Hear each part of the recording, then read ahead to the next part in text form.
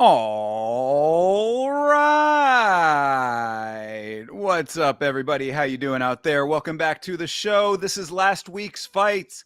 My name is Thinker St. James, and tonight we are going over each and every fight from UFC Fight Night, Dolidze versus Hernandez, taking a look at UFC 319, Plessis versus Chimaev, talking a little bit about the UFC rights deal and a little bit about one championship. And to do all of that with me, as always, the man, the myth, the legend, the Ohio player, my good friend and co-host Chase Parton. How are you, brother?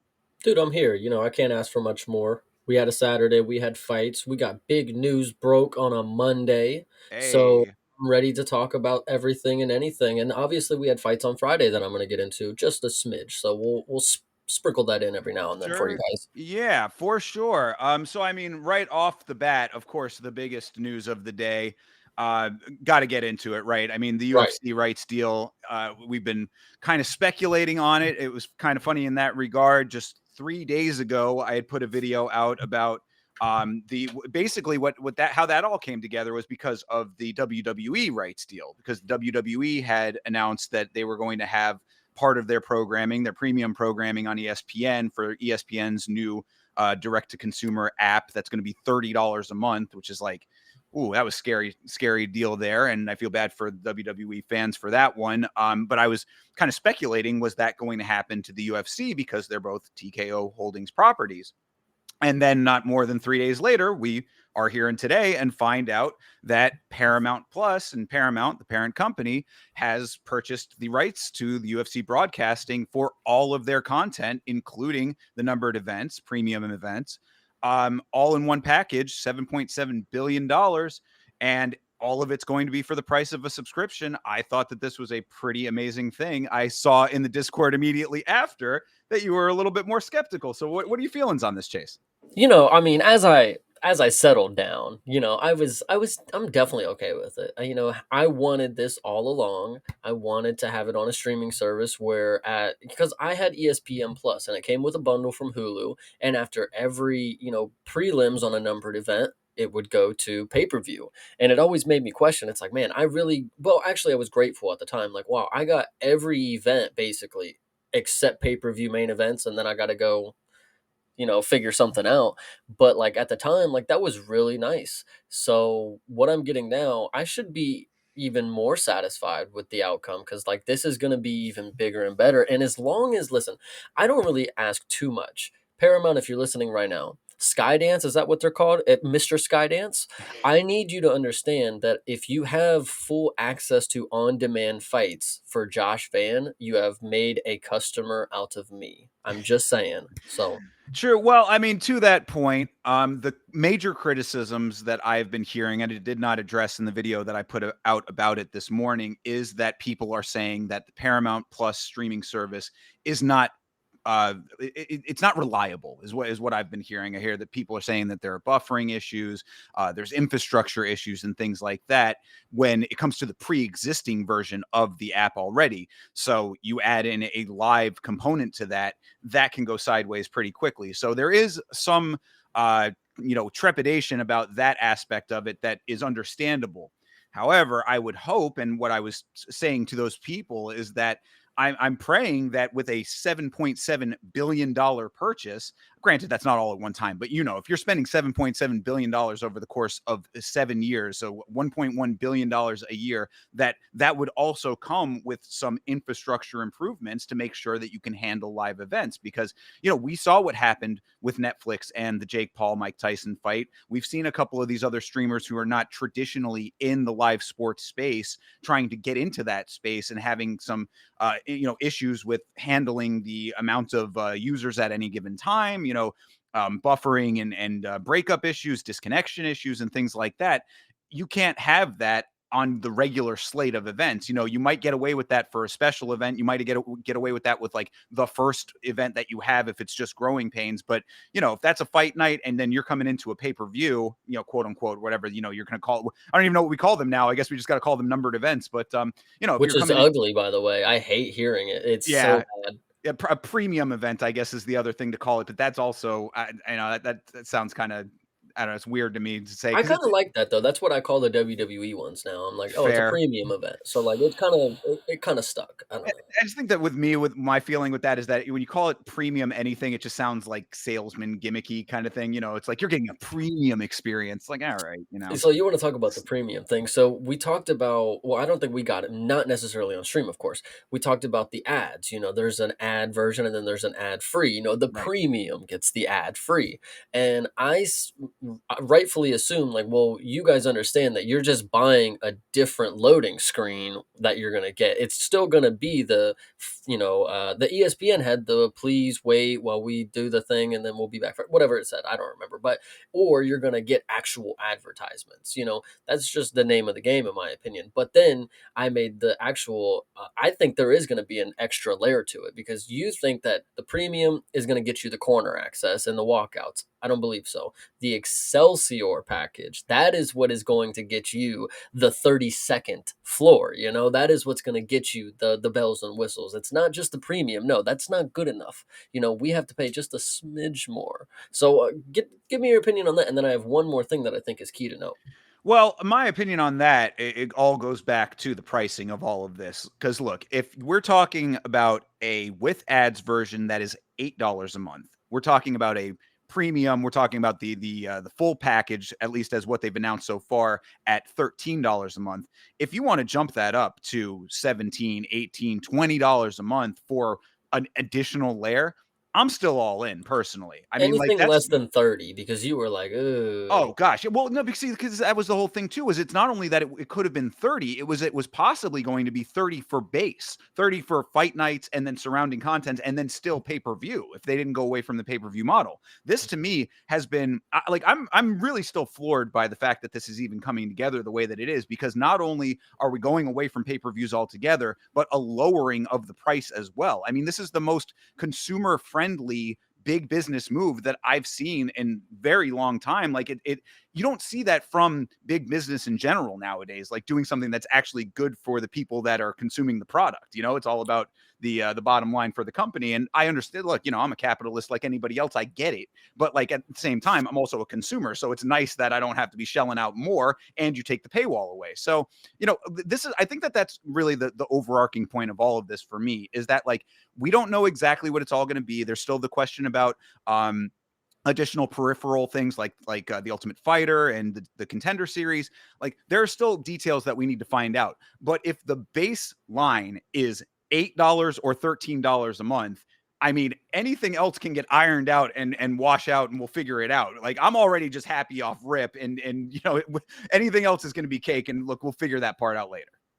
Yeah, no, I definitely agree with you. The last thing that I want to note is that this is the model that our buddies in the UK have been using for the past couple, however long. Like they've been watching it like this. It's not even been pay-per-views for them for probably months on end.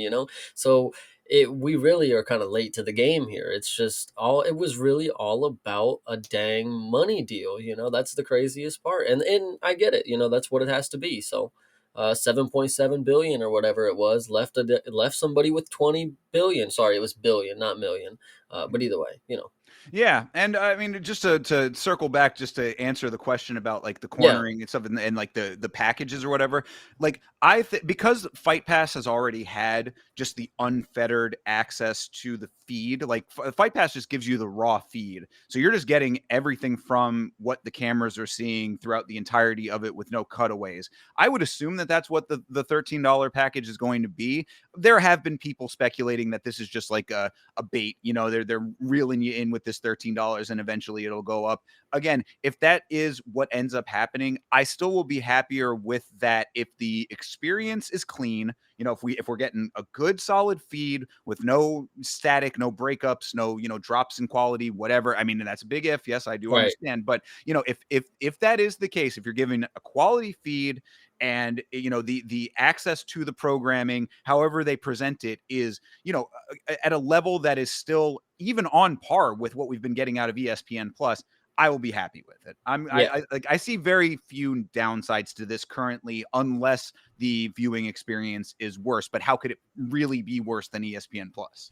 I mean, I definitely agree with you, but at the same time, other than the fighting on demand thing, you know, the fights on demand. I think that was the biggest miss on ESPN's part right there. But I think for the most part, me personally having the worst internet ever, I didn't really have the worst experience with the streaming on that end. You know, it was always annoying with the commercials, and then you'd always be off. You know, you wouldn't be, you know, live, and then you'd have to refresh. Like that was definitely annoying. But I assume that we're not gonna get some groundbreaking new streaming service. Like it's not gonna be. Uh, I don't know. Like it, I think it's still gonna be the same but different. You know, so. Yeah, and again, for a lower price, I'll accept that. I'll You be know, okay with that. yeah, I definitely understand that. But I think with ESPN, what they had going for them, what they had so many different opportunities where you could just get the package with something else, and I think that was a big draw for them. But Paramount, you know, they probably have something like that. I'm sure there's like a T-Mobile deal that has like a Paramount deal with it, so maybe they can figure out more and better packages that will get the customer's attention. So I think Well, that's a really good thing. yeah, to that point, shout out to Garrett from Checkmate MMA saying that you can bundle Paramount with Walmart's delivery service, or I forgot what it's called, but Walmart has like a package where they do like a delivery thing, and I guess you get some kind of discounts out of that. So Genius, really. yeah, so that's You why gotta I really said that back. I was like, man, that actually is like that's like legitimately great right there, oh, you know? they gotta partner it with all like the like Costco, Sam's Club. You gotta get like those large portion size because it's like a party thing, and you gotta sell it on like getting the boys together and you know having a thing where everybody brings something. You know. Exactly. Or, you get all your stuff in bulk, you watch your fights, you never have to Yep. leave the house. That sounds great to me. Exactly, and you know it'll be delivered. You know, if when Costco gets around to their delivery service, whatever it is. You know. Yeah. So, I mean, interesting times with all that. We're still going to have to see what happens with those peripheral items like the Ultimate Fighter and the Contender Series and embedded and things like that. The stuff that is surrounding the core assets. But the core assets going over to Paramount, at least in this moment right here, right now, seems like a great thing. So, I was very happy about this today, and yeah, I mean, we're again, it's all evolving and it's all breaking news right now. It doesn't start until 2026. So January 2026, we will all make the switch over and we're all just going to find out together how it all goes. Yeah, no, I'm definitely gonna be there day one, but it is like kind of a farewell tour for ESPN. Like, it would be hilarious if they have the cleanest run experience for the rest of this, and they're like, "Yeah, we probably could have done that the entire time," but you know, Oh yeah, yeah. Well, I mean, there was the speculation that they were throttling and doing all kinds of like weird back end stuff to kind of kick the UFC a little bit. So I don't know if it's true or not. But it literally doesn't even make sense in my opinion for that to be true. Like ESPN is home of sports. Like why wouldn't like they need to play to their end because like having the ESPN on the sports network is like big. It's you know the home of the sports network. If ESPN doesn't have UFC and they only have PFL, then they're not the home of like the top tier sports anymore because UFC wouldn't be there. You know, I think it's just interesting that they should have been catering to them because that makes them look better. I don't know. yeah, well, and in that aspect of it was one thing that I did mention in the video where I was like, ESPN has been really trying to make these big power grabs for sports with the NFL and the NBA and a couple of the other surrounding sports and whatnot. They've already had NHL for a long time, so they really have been like trying to consolidate power in that regard. This, I think, is a really strong strategic move for something like a Paramount because it's like, we don't want to let you have like full monopoly over everything. And that in the big picture is better for the consumers as well. Because if you only have one outlet, they can do whatever they want. Well, I think it should tell you how big of a leap this is for the company of Paramount Skydance or whatever. Their stock right now is like $11 a share. I mean, and they just took a partnership with, you know, something that's the biggest global growing sport and, you know, combat sport as of right now, you know, whatever you want to say. Like, it's pretty big. It's going to be a good deal. If you want some insider information, there it is. Go to Paramount Skydance and get you some money in. I think it'll be a good payout in the next, what is it, 6, 7 years, something like that. Yeah, 7 years exactly. So we'll find out together come January. But for right now, pretty good news. So that's what's going on the UFC rights front. You want to talk about one a little bit? I do. I actually got to watch one live this week or last week that is, and it was a very fun experience. Getting up, I was off work. I got to just sit back and enjoy some early morning fights. They have Friday night fights. It's Friday morning, and it was definitely fun. So I'll bring up two just because I'll make it quick. Sure. We got two fights from Myanmar, and one of them, they went 1 for 2 on the night. But I do want to bring up the performances because when we watched the documentary about Lethwey, that episode, there was a guy in there who's like one of their Hall of Famers kind of deal, and his name was Lone Chaw. And I was thinking, holy shit, Lone Chaw is actually fighting here soon. Like this is going to be cool. I can actually watch him live. This was not him. This was somebody who took inspiration from him though. So Okay. secondhand, I'm still watching. I'm still watching something. Hey, got to learn from the greats, right? But Cyan Lone Chaw just adopted the name. I guess you could just do that. I didn't Oh. know you. Yeah, you could just adopt the name. And then his opponent, Sanit, very very good. I mean, this guy was one of the better ones because he knocked out Lone Chaw in one of the most brutal ways. I mean, he had so many shots on the way down that he was getting, and then when he was down, he wasn't out, but he was just stuck in the knockout. Like it was just insanity. But I don't want to harp too much on it because it was a good performance from both. But either way, the main event obviously had my boy from Myanmar, and he had a great performance. We got Sanrak from Myanmar. Excuse me, I'll name them. My bad, thinker. Sanrak from Myanmar, and then we got Semigdame, excuse me, and from Thailand. And Sanrak 100% won this fight. And I just would like everybody to know that the stats won't tell you everything. And the story is going to be that he lost his main event. And I don't think that that was actually true. It was a great performance. And it was a lot of people tell me that I'm not going to get the judging right, obviously, and especially when it comes to Muay Thai. But I think I've done a pretty good job when it comes to what I've seen and what I predict to be the outcome. And I thought this one was 100% clear coat to my guy. And I think they robbed him, and it was unfortunate. So I just wanted to bring up those two. It was unfortunate that you didn't get to actually watch with me. We need to start making this a thing. Fridays mornings, one, and we can get on that. So I'm just saying. No, I like it. Now that I know that you're doing it more consistently, I will Well, keep if I'm my. off work, let's not talk too much, Yeah, well, guys. so there you go, right? But We might work late and we can get it going. So we'll obviously play it by ear, but I think it's something that we're going to try to keep up with. Sorry, go ahead. no, I like it. I definitely do. I've been a big fan of the one product for a long time, and just don't get to see it all that much. So I'm glad that you're keeping up with it, and cool. Thanks for the update there. Yeah, Appreciate it. we'll do that a little more. Absolutely. Right on. Well, I mean, talking about wonky judging definitely is a perfect segue into the UFC Fight Night Dolidze versus Hernandez that we're here to talk about. So, you want to jump into this a little bit? I would assume.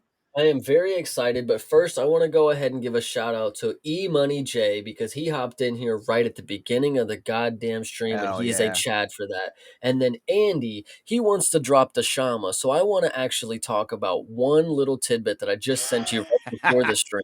But before I do that, I got to go ahead and give my boy Leandro the biggest fucking shout because this is my guy right here and he's ready for a good podcast episode. So let us actually jump into what I found on Twitter just a little bit ago, and this was Alex Pajeda in full makeup and equipment and uniform and dust from the whatever environment he's supposed to be in this role. But yes, he is now going to be in a movie and he's playing quote unquote a villain. Hmm. And this is going to be interesting. And why I think it's interesting is because I've been telling Thinker that we have a new series that has just begun and there's only the beginning of it started because we are in the Hollywood superstar era. Everybody has to be in a movie once they're done with their career. Like, what else are you going to do to get residuals? So people like Sugar Sean O'Malley, people like etc. I don't know anymore off the top of my head, but I think he's coming soon. But either way, Surreal Gone is definitely a pioneer. Conor McGregor, and now of course Alex Pajeda. So I would like for you to give your opinion on what you think of him playing a major film's villain. I mean, fine, I guess. It's one of those things where I'm gonna have to see the role because it reminds me of when we found out that Shara Bullet was going to be a Oh, villain of there's some another sort. one we still haven't got him as That's the what I mean. UPS driver. I would say we've got plenty as far as that goes. Plus, I mean, you say they're pioneers, but like, I mean, Tito Ortiz and like those old school guys were in movies too. So I mean, like, we can go deep when it comes to the MMA fighters and film stuff. I think no. I think what's different about them is like they were in the low level grunge. Like those are the OGs, of course, but like when it comes to the superstar era, like Conor McGregor had to be in a film, because he's that big of a star. Cyril Right. Gane in France had to be in a film. Like he had to be in a TV show, and then they were like, wow, he's pretty good. He has to be in an action movie because he's a UFC fighter, I think there's plenty more of examples that are gonna come about that. John Jones in the cage, like he Sure. had to be in something and he had to fucking glaze himself. I think being in a major movie, and GSP actually is also one because he was in the Marvel movies. So he understands that is what is a lasting thing for his career. And it back in the day it wasn't looked at as like a career move. It was just like, oh, I'm gonna be in a movie and make $200, like whatever the fuck it was. So I don't know. Yeah, I mean, I really, when it comes to the film stuff, like, it's all about the quality of the actual film to me. I do understand what you're saying with like it's like a statusy kind of thing now too. I'll have to see what the product looks like. I mean, I'm certainly open to it. That I think, you want to talk about us having like plenty to review. Like, yeah, we're going to be working on the series for the rest of our lives if we go this deep. Well, it's not even just about getting deep. It's like we're getting more current that UFC, specifically the UFC, is like a common name. It's a household thing because we have also this movie coming out called Mr. Nobody. Is that what it's called? Just nobody. The Nobody 2 you're talking about that they've been No, no, no. advertising? No. Liam Neeson. Oh no, I don't know. Oh no, Yes, you're talking about the Naked Gun. That's Yeah, what it's called. Mr. That's what Nobody. Okay. Okay, either way, I don't know. There's so many of these stupid movies coming out, but either way, Liam Neeson is in a movie called Naked Gun that apparently has UFC moments in it, and that Justin Gaethje is apparently in it. So it's not just we have to dive deep back into the realm of old things. It's like these are becoming things that are shoved into the face of like the consumer. So we're obviously going to get to do a lot of different things. If that's something that you are wanting to look into, then we have a very bright future in what we're about to do. We are going to be the pioneers. I tell Y- you this. Absolutely. And to that point, just a little promo package here.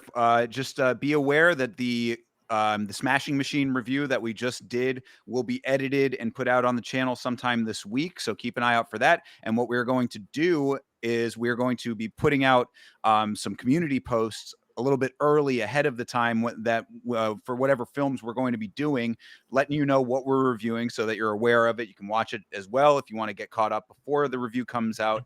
And then also let us know in the comments what you think would be good for this series. If it's related to MMA in some way, we will certainly consider it. So be on top of the videos as they're coming out. Leave a comment, and we will read all of them. Yeah, 100%. Very excited to continue with this because I think it's going to be very valuable going forward. But either way, we have something of value to talk about with this Apex card. So without further ado, please, Thinker, get us into it. Indeed. UFC Fight Night, Dolidze versus Hernandez. This took place at the UFC Apex in Las Vegas, Nevada. I mean, to start off, what did you think of this card overall? To be fair, this card was this is an Apex card. I don't know why people shit on him so much. I mean, I get because nobody gets to see them because they're so good. That's what it is. Like they can't let the community have it because they know it'll be just too good. But either way, no. This one was just about as good as an Apex card can be after the first two fights. And Bingo. we'll talk about it. The first two fights did not do it for me, but everything else after that, I think fell in line for like it really I think it ended to be. We'll talk about it, but this definitely okay. No, it had some ups and downs, but it was definitely fine. I really enjoyed it. No, I think yeah, and I think that what you're saying about it being an Apex card is absolutely correct. It really is like a down the line Apex card. It had its ups and downs. It had some really great moments. It had but this one was atrocious with some of the judging, and we'll definitely get into that. But like, that's the Apex for you. So like, I'm happy with it. Every time that we have these Apex cards, especially this one, for some reason on the watch along, I came in a little bit like a little negative Nelly a little bit. I was like, on paper, this one's not so great, whatever. And then it turned out to be just another roller coaster ride of an Apex card. And I was very happy with it in the end. I feel like what sucks about this is the people who won. I mean, we'll talk about it. Maybe I'll change my mind because I'm not going to spoil it. I'll be surprised if I remember something. But after what I saw, I kind of I just kind of threw it in the back burner. I didn't really look. I wasn't like coming into Monday like, oh man, I have really a lot to talk about. Like what's coming next for these guys. It's like they kind of all really did what I expected them to. We'll talk about the main event, of course, but that had some lasting effect. Yes, but everything else I feel kind of was just down the line what was going to happen in my opinion. So I don't really think there was too much expectations kind of thrown off in my opinion. Like sometimes I come in here and I'm like, well, fuck guys, I don't know. I just lost it. But this one, I think I did pretty good. Like this was pretty fun because I was doing good other than the damn judging, dude. And we are going to talk about Oh yeah. Well, let's without further ado, get into some of these actual fights here. Starting things off, Cody Brundage versus Eric McConico. This was a short notice fight for both of these gentlemen. What did you think of this one? one because you made the point. You made the point up front. It's like, and I even said this late too. I was like, both of these guys are short notice. Like, why would they put them on this card? Like, why wouldn't they just not give two short notice guys about like maybe give them a chance? Like, and of course, it's two people that maybe are never going to get to the bell in their career. So it's like, who even cares if they have a camp? But I don't think we've ever seen, and I know we say this so often, but dude, these were one of the worst light heavyweights at the time that we have seen because this was really bad. This was a horrible performance. Eric McConico did fine later in the fight, but he was way too late. He actually had Jared Cannonier in his corner at the time, and was very cool to see Jared like coaching him, and he was doing good. But Eric is just like wasn't able to do a lot of the things that he was wanting him to do, and Cody Brundage didn't do a lot of anything other than make us wonder if he's ever looked good. It's genuinely concerning that Cody Brundage got a 30-27 in this fight because he didn't do anything. I take some. Go ahead. Go ahead. Yeah, I take a little bit of a little issue with that. I think that Brundage is actually a pretty tough, brawly kind of guy I once he agree with opens that. up. I mean, like I that's the didn't say thing. that. Yeah. Okay. I Well, you just said he said didn't that do anything though, no, so I no, mean, you no, gotta give him some credit. He did a no, little. no. Okay, he didn't do anything when it comes to utilizing any skill set. If you want to say he's a tough guy, I will agree with that point. He's a tough, brawly kind of guy, but he's not very good at that. So continue with your point. Go ahead. Well, I mean, I think that he did a good job of controlling when like he did a good job of opening up and then going back to control. That I thought was what I gave him a little bit of credit for here. Cause so like starting this thing off, McConico drops Brundage with the first shot. That was always fun to see. It's like, oh good Lord, this is gonna be another Cody Brundage weird fight. That's they even said that on the commentary, like, oh, he's got some quirky elements to his fights. It's like, yeah, that's a bit of a fucking understatement. But so yeah, he immediately gets dropped. He level changes. He holds on to him for a while. So it's like, okay, I mean, smart recovery at the very least there. Tyone, the referee, was pretty quick to break them up in the clinch. I thought that was interesting. I don't know if that's just He should have kept it up too. Yeah, well, and that's the thing is that it's like I was like, oh, is this like going to be like a new trend of them like breaking it up sooner? But like it's not consistently applied, and that's what's annoying to me about that. But anyway, Brundage goes cross cage for the double leg. Turns up the striking at the end of the round. It was a close first round between in that regard. They turned up in round two. This is where round two actually was like where this fight actually got a little interesting because McConico had the close range elbow, and Brundage had like a couple of heavy slugging shots. So he ends up taking him down. Round 2 was one of the better rounds we've seen out of Brundage, I think, actually. And that's where I was saying, he's kind of tough when he actually like opens up. It's just sometimes he doesn't seem to do that until it's too late. But this, There is a point to make about that. You yeah. said that is probably the best round 2 you've ever seen of him. Dude, he has an average fight time of 2 minutes. There is a reason that is the best second round that you have seen from him. That's why this fight Yeah. is so crazy. I'm sorry to interrupt, but like the reason that he went to decision, is something unbehold of me because that he never does. He's a 2 minute fight kind of guy. That's just what he is. Continue. Sorry. I just had to interject that.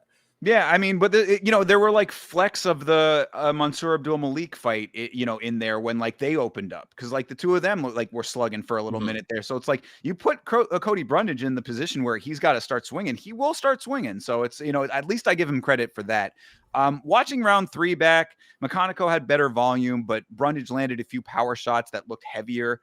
One of them looked like they stung Eric for a moment at least. So split decision with the judging made absolutely no sense on this one. This is like that. Like this was one of the worst decisions as far as the split goes that I've seen in quite some time. Because I actually put this in the notes because of how bad the calls were across the board. So Cartledge scores rounds 1 and 2 for McConaughey, round 3 for Brundage. That's just insane. Like McConaughey, like taking round 3 but like 1 and 2 going to Brundage or to McConaughey is definitely not correct.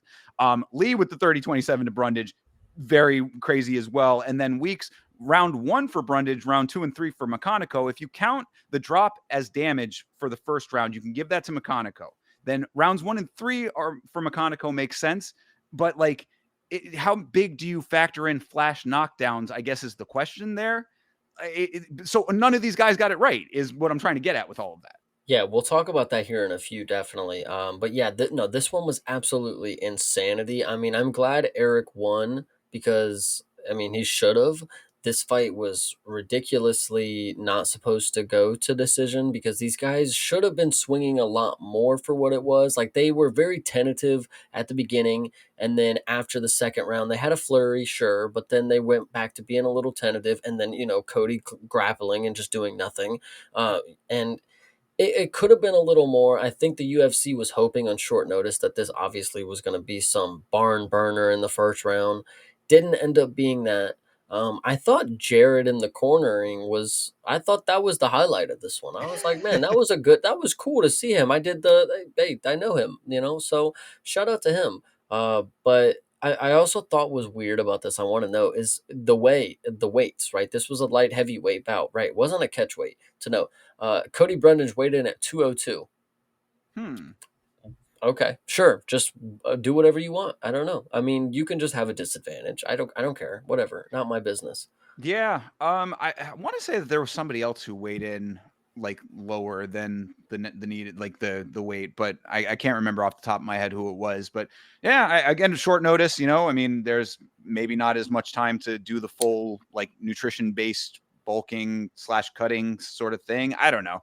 Whatever the case may be, this is yet another Cody Brundage fight that is kind of interesting more than great entertainment, I would say. Yeah, no, this one was hard to watch, and we'll talk about the next one. So I'm Hmm. ready.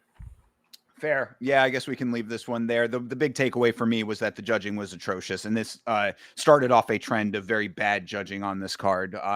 Next one I thought was in that Oh, same camp. Yeah, no good. actually, yeah, no, the thing I wanted to note about the judging too is like it's bad and it's gotten bad when they have a graphic made. Like it's not just like, oh, they show the judges scoring after it. Like that's like where we're at now. But the fact that a graphic had to be made and it had to be thrown up on the board quick so the fans could see like what the judges scored. Like somebody's job is to go get that paperwork and to like tell you to all right, they got a 3, and then they got to type it in and then they got to put it on the screen. Like that's how you know that we've gotten to a point that it is bad because they are on the ready to let us know how bad it is. I'm Oh just yeah, telling you. No, I've always said that. Anytime that you see the scorecards on screen, you know some fuckery has taken place. It's not just that though. It's the fact that the company and the promotion has taken the time out of their day to make graphics for it. Like you got to Sure. think about the steps way back for how bad it is. But I digress. Yeah, right. Yeah, they're at the ready, knowing that the judging is Yeah, potentially going to go sideways. So it's always, yeah, it's always in the back pocket, so to speak. facts. Yeah, no, absolutely. This next fight, I kind of felt similar about, to an extent at least. Gabriela Fernandez versus Yulia Stolyarenko. That one note that I wanted to start off with, you mentioned Lethway coming into this thing. I did not realize that Stolyarenko was a former Lethway champion herself.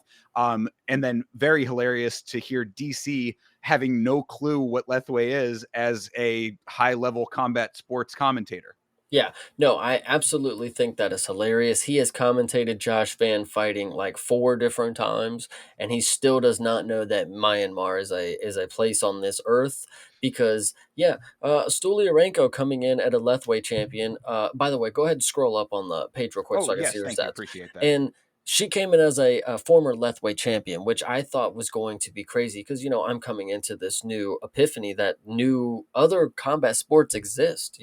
And Lethway is one on this earth. And Julia, wow, she has an extra J in there. I just noticed that. Stulyarenko came coming in, Lethway champion. I thought she was going to be very impressive, and she did show a lot of heart. Like she looked like somebody who could be in a sport where they got headbutted. So I tell you, she looked impressive in that end, and she was walking her down the entire time. I thought Fernandez. This performance, unfortunately, was boring because Fernandez was so passive and she busted Stolyarenko up. But this is somebody again who comes from a sport where she uses her head as a weapon, so she probably is going to bleed a lot easier. So I didn't really take that into consideration because once they told me that, like that was conclusive evidence in my mind. Like when you talk about people like Nate Diaz, it's like, well, he's just got scar tissue. He's gonna bleed either way. It's like, well, she probably is just gonna bleed. It's not like she was getting whooped. It's not like she was getting wobbled. Like it Well, and was also whatever. the shot that opened her up was a grazing shot from the glove cutting her, as far as I saw. I mean, it wasn't like she got like rock, because even DC, like DC was all over the place with this commentary today. This was one of the worst DC days as far as commentary goes. But he had said that he was like, oh, because when the cut had opened up, I think it was Gooden who was like, oh, something opened up Stolyarenko, and DC was like, oh, elbows, and it's like, no, it was not elbows. They showed the replay. They had the isolation cam, and Yeah. it was just a grazing shot that like it was the glove clipped her. So I was like, that sucked, because you're definitely right. Yeah, she was bleeding a lot. So the Lethway background does lend itself to that, and it all kind of makes sense if you know all of that. But like optically for the judges, just seeing a whole bunch of blood, it's like that sucks, because it wasn't a power shot that did it. It was just a grazing shot that happened to do it. And I really think that like optics in this fight were a lot of the story, because like what we were saying on the watch along is that Fernandez is definitely the technically more proficient fighter out of the two of them. Like she was keeping on the outside, she was kicking a whole lot. Her form is really good. That's one note for Fernandez that I will give some credit to. Like as far as technically sound fighters go, she really can throw a kick very like proficiently. She's very efficient and economical with her striking, but like that should not in and of itself win you the fight. Like who is actually going out there and trying to make damage happen? And I think Stolyarenko was definitely doing that. Like she was, like you said, she was walking her down. Fernandez was so active on her feet in like an evasive way. Very little output in this fight.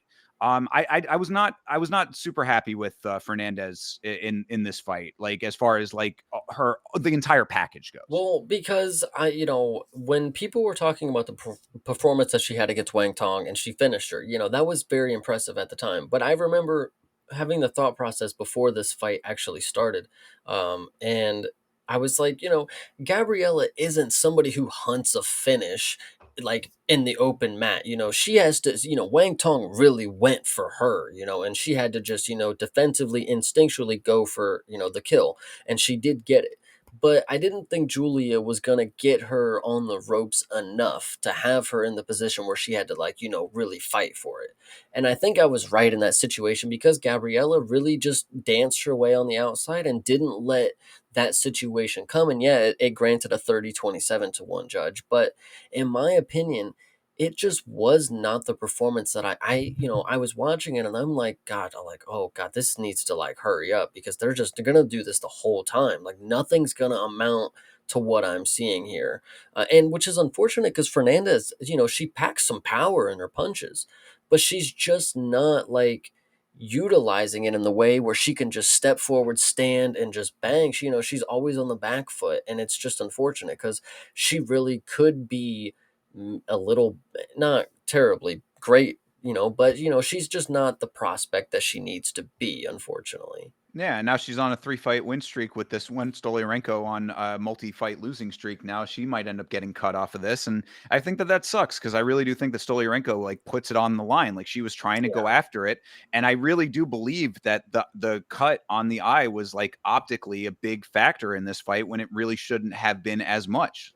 Yeah. I mean, like that third round, there was barely any output from Fernandez. Like at least Julia was trying. Fernandez whiffed on 80% of what she threw in that round. I mean, like she was just so far on the outside that it was like it looked better. Again, she's like her form is very good. So she looks like the better fighter out of the two, but like that should not be enough to win you the fight at all. If it's going off of damage, who actually did the damage? And you can't tell me that a cosmetic cut over the eye should be the deciding factor there. I just don't see it.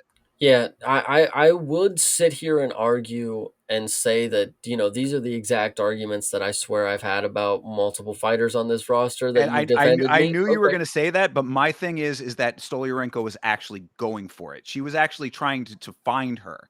And so, yeah, I mean, granted, you can say that it was like see, and the difference too is that Fernandez, like those other fighters, at least when they're on the outside, if they're landing the shots, that's why I brought that up with the 80% of the whiffed shots in the third round. Like she wasn't actually landing the shots from the outside. Like Hmm. she just looked better and took a little bit less damage in optic terms. Yeah, So, no. that would be the difference in my opinion. And I look, it's a debate. I mean, Yeah, I obviously, I'm get not you. gonna, it's debatable. But I gave rounds 1 and 3 to Stolyarenko. I thought that this was at least a petty theft. The judging I'm not really worried about because I could probably say that Gabriella won, but it's only because she was so passive and so defensive, and she did make her bleed. Damage is something that has to be scored.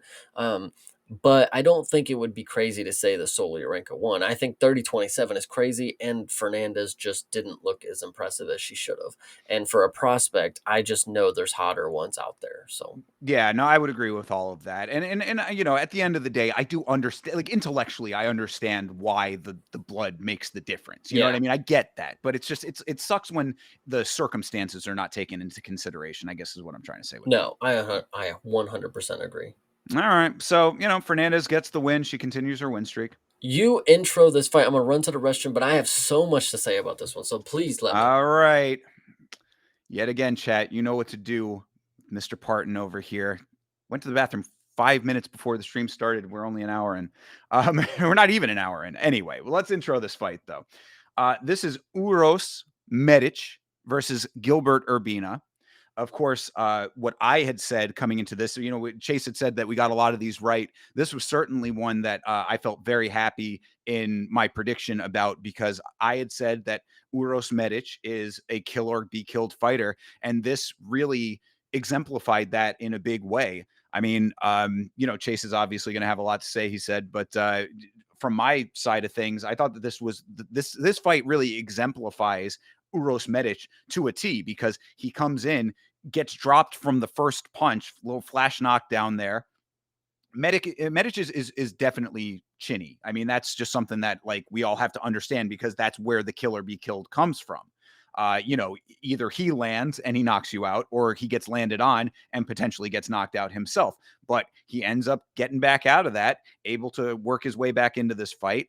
Urbina, this is one of the few times, this is a rare instance where engaging on the ground probably would have been the smarter move for Urbina. But Urbina does what generally I would say is the right thing and says, or lets Medic get back to his feet. Medic is kind of up kicking. He lets him get back to his feet. Medic does that. He kicks, doesn't look foggy at all after that, and then lands the straight left, the knee, and another straight left. So there you go. So yeah, Dude, what I what I was saying was that this is I felt pretty confident. Well, see, that's the thing. The fight, you picked a bad one to go for because there's not much, as far as the dynamics of this fight go. Yeah. But what I was saying was that this is this I felt happy with my prediction in this one because this really exemplified the killer be killed for Medic. Dude, okay, yeah, no. Well, I could have went for the normal piss break on the women's match, but I wanted to give some respect, and I thought I'd be a little quicker. So I apologize, to You're everybody good. out No, there. no, no, But no. no, You're fine. You're seriously, fine. this fight here was hilarious because I think "Killer Be Killed" is really what this dude stands for, and I'm glad you brought it up. But this is unfortunately the perfect iteration of what that means. Is that means you can walk out there and get chinned immediately, literally no like it was hilarious. Like, when you talk about dodgy chins, I mean, it literally is this guy right here because the softest touch just makes him fold to the mat, right? Which is hilarious. But Medic and I was betting Medic knockout. Like that was my move right there because I know this dude is a fucking puncher. And I'm not really the guy who knows that he's never seen a decision because I'm not one of those people who looks too far into it. I know he's a killer. I know he punches. Bang, bang, boom. He'll knock somebody out who gets knocked out. It's not really rocket science here. But the fact that he comes in here and gets dropped right away is hilarious. But then gets up and puts on what I knew he was able to do. It's just crazy to me that some people have to be punched in the face for them to realize they're in the fight. And frankly, that does make sense. That is kind of how it goes. But he came out here and flatlined, bro, after he got torched on the mat, and then he gets up, knees him in the face, like you had mentioned, and then flatlines him, and then gives him an extra. What was funny about the extra punch is it was just like a little boop. Like it was really funny. It was powerful, but it was just the way he did it. He just like booped him and walked off, and then he Yeah, hit him it with was this little it was shrug. like he was like in motion, it was just kind of like, bomb, Yeah, like kept going.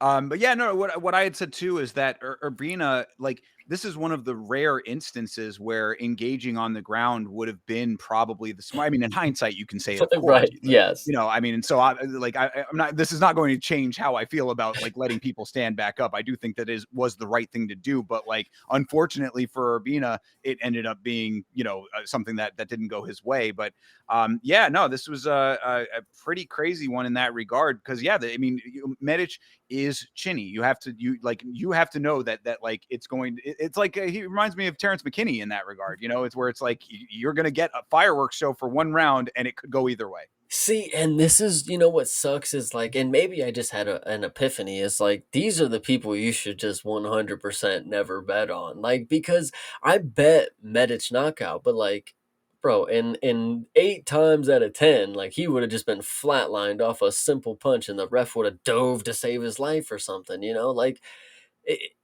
I took a chance, and sometimes you got to go for it, but like this maybe wasn't the risk that it should have been. Like Medic, dude, he makes you sweat too much. Like against it, who even is Gilbert Urbina? Like he just made me sweat so much over somebody I've never heard of. Like Yeah, well, I mean the true definition of a gamble here. I mean that's Uros Medic is right there in the dictionary. If you look up a 100% gamble, because it is straight up 50-50. But he came out on top this time. I mean the left that he has is pretty significant, obviously, because it was the same punch twice. He landed the straight left one time, went for a knee, and then it was another straight left. So obviously that left hand is pretty powerful. no, dude, he's a beast. I've liked him. And then he unfortunately got matched up with Mictabek and got his head ripped off his shoulders. But he's somebody who's fun to watch, but man, is he not the dude you want to gamble on. Like if somebody's picking the cards, I'll specifically say, do not bet on this guy because Yeah. he's not the one. And I don't know, man. It's just hard to say.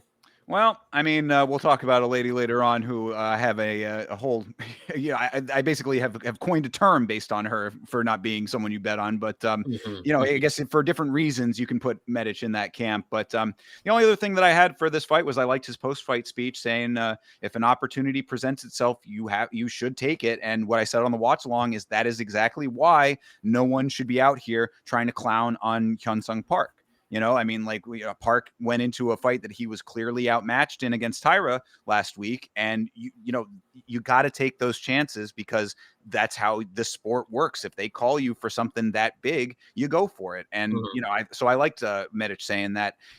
interesting coming from him specifically, but obviously in this moment it worked out. So, so we'll see if maybe he ends up getting, that big call at some point and see how that goes. But no, I just liked what he had said. No, 100% agree. So yeah, that was pretty much I it. I Congratulations. would like To to say Mhm. this was the beginning of where the card got really really good. Like Yeah. this was really really a fun moment, and the next one I think is where it starts to heat up. So Yes. Well, let's get into this one because I got a lot to say about this one. So this is Jocelyn Edwards versus Priscilla Cachueta. Now, to start this thing off, I have been a hater. I've been very vocal about Jocelyn Edwards not being a fighter that I have had much faith in. I've never thought that she was all that skilled. This is the exact thing that you do to change my mind right here. I said it on the watch along and I say it right here that a performance like this, getting a knockout in this way is the exact thing that not only shows that there is a progression in the fighter, but that there are probably factors that maybe had not been fully expressed in some of the earlier fights that now might be able to be showcased a little bit more. And the power in her hands is certainly one of them, I would say. So for me, I take 100% accountability for having been a hater before. This is how you change my mind. And I'm very happy that Jocelyn Edwards was able to do that. Now, all of that being said, though, Priscilla Cachueta with the hands firmly by her hips most of this fight while she was getting punched in the face lends itself to being knocked out. I'm not going to take it away from Edwards because she had to have the power to do it. I'm just saying we have to keep it all in context. Edwards gets all of the praise for this one, and she's making more of a fan out of me than I ever have been in the past. yeah, I would like to say that I was very confident in this call. I was like, she's finishing. She's really on her streak right now, Jocelyn Edwards, and she's up against somebody who is the kill or be killed type of fighter. Her nickname is the Zombie Girl. But one of these days, the zombie's gonna have to fall. And I thought this was gonna be a really good performance from Jocelyn. If you were a true hater, I actually would have expected you to say, Priscilla Cachoeira is, an unranked opponent. I mean, like, are you? No, what I would say is that no, I mean Priscilla Cachueta is coming off of a knockout of her own. I think that's even more impressive, honestly, because you can tell that she's going to go out there and like if she can get her hands on you, then there's going to be problems. So Yeah. yeah, no, I think that this is even more impressive for that reason. Okay, I can maybe agree with that. I think Jocelyn Edwards surprised me with her lack of ability to get the takedown as easily as I thought she would have. Priscilla is somebody who you just get her down and just rip her head off. She's not somebody you want to stand and strike with. And Jocelyn knew that. That's why she looked very tentative in her striking at first. Even with the combination that she landed, I mean, she was very defensive in her striking and she just threw some bombs and they landed. I'll give it to her. She knew what she was doing. And Cachueta, she ate these shots and fell over. It was honestly hilarious the way that it happened because it was just her, it was really on the button, and her body just kind of just stopped working the way she wanted it to. Well, I mean, Edwards keeps landing left hooks and Priscilla just will not raise her damn hands. It's like she completely forgets that she has to guard her chin.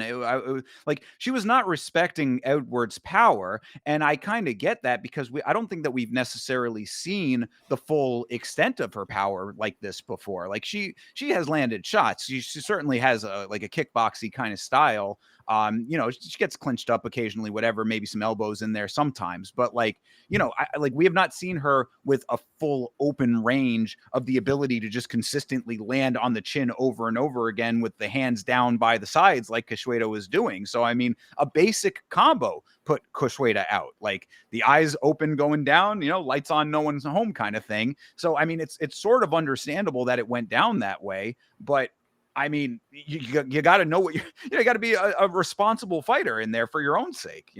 Yeah, no. So Jocelyn knocking her out was very impressive. I knew it was coming, but when I called it, I still thought like there's still more here. I thought you would have looked more impressive in the way that you did it. And not everything goes to plan, but I think there's still things to work on. If you weren't able to get her down, I know you were shooting from distance and you weren't able to get inside and get creative because she was trying to be on, she was on the outside, hands down, ready to strike, but she obviously got caught. So good on Jocelyn. I think very impressive. And obviously, you're still my girl. 3-fight win streak. I mean, I knew it was coming, to be honest with you. And I'm one of those people that I don't gloat too much. But Jocelyn Edwards, I've been high on her for a minute. I hope the record stays. I hope that's stands. So Well, I mean, yeah, she certainly is impressing me more than she ever has in the past. The only other note that I had was that even in this very short fight, 2 minutes 24 seconds in, this thing ends. Even in that amount of time, Cachoeira was still able to get an eye poke in there. So keeping the dirtiness alive was pretty much it was a kind of a foregone conclusion that some dirty shit was going to happen from Cachoeira. So I'm glad that she was able to do what she does best within that small amount of time. But that one did look unintentional. So I'm not going to be like too angry at it. But either way, it was just kind of funny that it's like even in the first round of a knockout performance, there still had to be some dirtball element for Cachoeira. yeah, no, we got to make her rounds, man. She's got to get her licks in. She's got to keep it formal. So I appreciate that. Exactly. No curveballs from Priscilla. So. Right, exactly. You know exactly what you're getting. So, yeah, no, but shout out to Jocelyn Edwards on this one. Like I said, I've been very critical of her in the past. These are the exact type of performances that will make me change my mind, and I like to change my mind. I'm not so locked into my opinions about any one fighter that a performance like this can't change my mind. This is what you should do. You should go out there and silence the haters, and that's what you did. So, Yeah, congratulations. this one was definitely good. One last thing I actually Yeah. want to say, because this is maybe one of the only ones that I think a going forward talk is worth having, Uh huh. because she already faced and lost to Eileen Perez. So who would be next? I mean, she probably shouldn't have even been fighting down in the first place. I know Priscilla just came off of a knockout, but she's on a 2-fight win streak and she's ranked 13th. I mean, why should she have to fight Priscilla? She could have fought anybody up, but excuse me, she didn't. So I think going up is the only way, the only thing that I see possible. Maybe like a Carol Rosa kind of deal.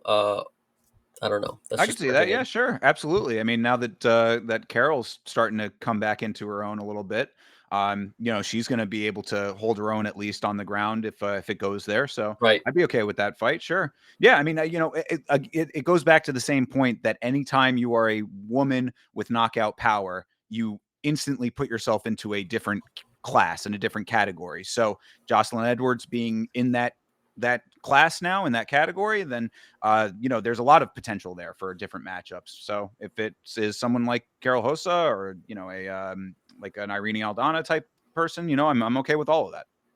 Right. Right. Right. Right.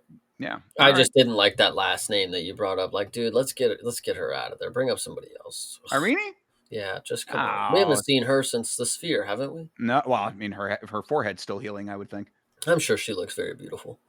she, and I mean she talk about toughness, but that's a Different story. yeah, exactly. But either way, someone of that Talk kind of about fighter. toughness, and we'll get into this fight right here. Yeah, yeah, exactly. All right, moving on. Let's talk about it because this was some wildness here. Elijah Smith versus Toshiomi Kazama.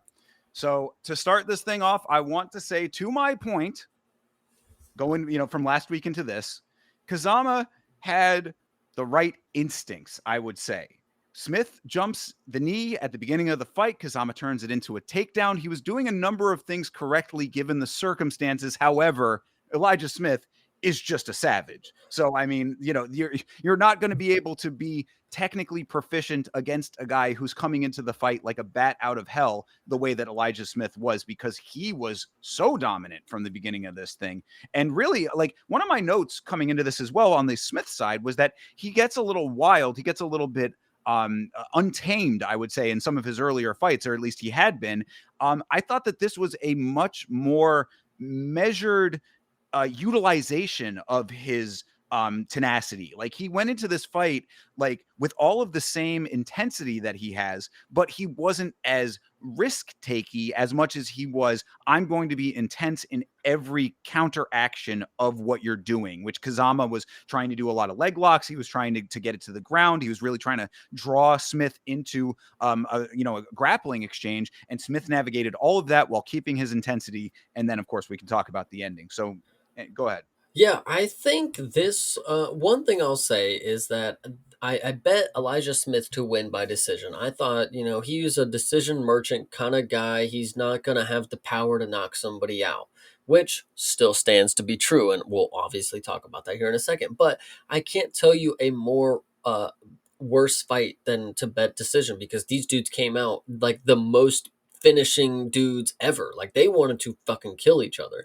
And they get right into the grappling, and we get on the ground, and Elijah Smith is getting some good sequences, and I'm coping really hard. Like, oh no, they're gonna get to the bell. He's gonna somehow grapple enough that we don't get a finish. He's just not gonna get finished.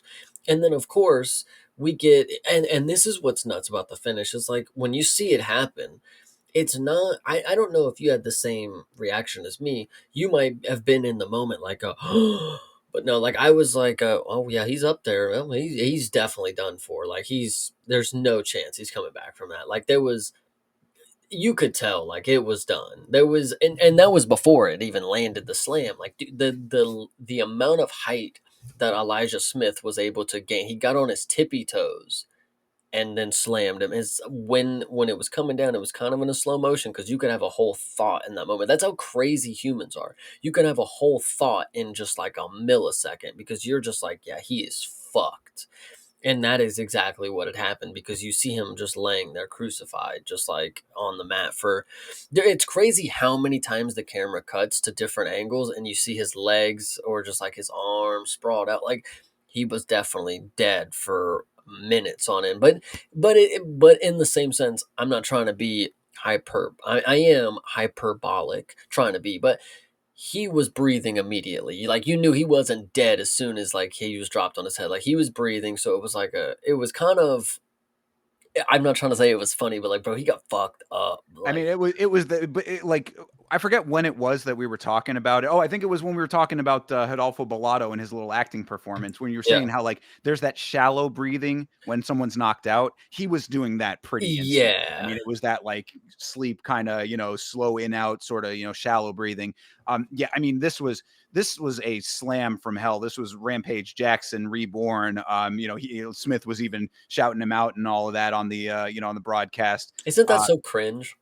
nah, I mean, not really. I mean, it's like shout out to the legend, because that was what Rampage was known for. So So it's like a Kobe. It's like a yeah, okay, I could see that a little bit being, yeah, it's maybe kind of goofy, but I don't know. I thought, look, when you do that, you have the right to be a little cringe afterwards. You know what I mean? You kind of get away with it, I would say. If I do a spin kick and say Muslim Salikov after the fight, like would I be cool? Like I mean, for real. Like I don't know. It was a little cringe in my opinion. I'm just saying. Just saying. Fair, but I would like if someone would do that though. That would be yeah, Muslim. Phew. Anyway, but no. So, I mean, Smith slams Kazama through the mat. I mean, he slammed him into the depths of the earth, like stone flying from either sides. And it was funny, you mentioned the camera angles. Like when the initial shot of it was kind of hard to see like the exact impact or whatever, but when you see it full on from the side, like he had the hand on the chin driving the head downward as well. So I mean, like you're talking about like being able to like know that like he was out. I mean, I might not have had that in the moment just because of like the way the initial angle was, but when you saw the replay, it was like, yeah, that was the most obvious thing on the planet that he was going to be done, because that was a perfect slam to knock someone out. And where he landed on his head, I mean, it was really just right on the direct back of the head, like top back of the head into the mat. There was nothing else but a knockout coming from what Elijah Smith did there. So, yeah, I mean, this really was a world ender of a fatality that Elijah Smith put on this guy. And, it sucks. Like I said, Kazama was doing a lot right going into that, but Um, oh I well. don't know. He got chin like immediately and then got onto Well, the mat grappling. So I what wouldn't say he was doing amazing, but go Well, ahead. what I no, but the reason I say that though is because Kazama, every time that they were in an exchange on the ground, he was going for the next submission position. He was constantly like he Kazama went from a knee bar to a heel hook to an arm bar to a triangle. Now, I mean, I'm not saying that all of that was like going to win. Obviously, it didn't. But like, the instincts were there to try to utilize his strengths when he was getting heavy opposition. But Smith is just a beast, so it is what it is.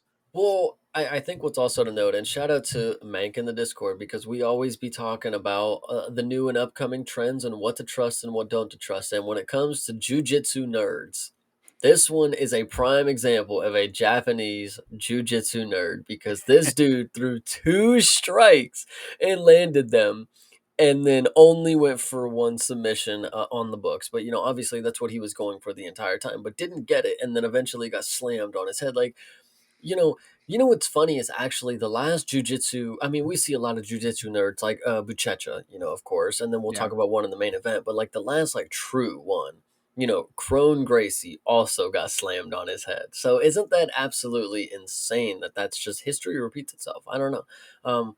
This one, no, the most concerning thing that I thought is when they're going down with the slam, they did go head to head, and I thought like that could be concerning for Kazama. Like, skulls are a lot harder than fists. If you get an extra hammer fist in there, okay, it's a little ruthless, but like the dude's gonna be okay. But like if I throw my skull into your skull, like, and yours is planted on the ground at that point, like it might cause some damage. Like, I don't know. He might have a fracture, I would just say, because that's Yeah. pretty tough. Well, I mean, and you're talking about Skull having just gotten battered from one side and now getting battered from the A other side. Yeah. concussion would be the least of what he's got going, I would say. I Sure. mean, that's literally the rattling of the brain. It's always that's like a double concussion. I don't know if that's a thing, but Right. No, yeah, definitely. I mean, and so, this was one that we ended up getting medical updates throughout the broadcast for. So thankfully Kazama is okay. I mean, we did find out later on that he got all of his checks cleared and he went to the hospital and stuff. So he's gonna be fine. But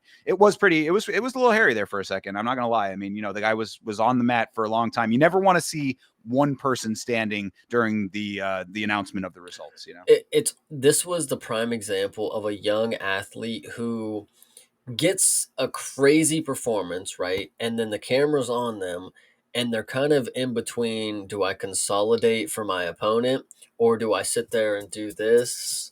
Or do I sit there and say thank you everybody who supported me? Like Yeah. it's kind of funny, but then he sits there and he's like does his little thing because his opponent is obviously still lifeless, and it's just the beauties of the sport, I guess. Human nature, man. No, you're right. It is one of those things that it's like it's an awkward moment for the fighter who gets that, because they do have to have obviously they're very happy that they won, but there is that human element where it's like, man, I mean, you don't want the guy to be legitimately hurt. But so yeah, I actually thought that Smith handled all of that pretty well. I mean, it's like, yeah, the one hand he is, he's shouting out Rampage and he's happy, but he's also on his knees and trying to be respectful and stuff. I like Elijah Smith as a person. I think he's a good kid. I mean, he seems like a student of the game to an extent. Obviously, his father is a fighter himself, so he's been raised in the culture.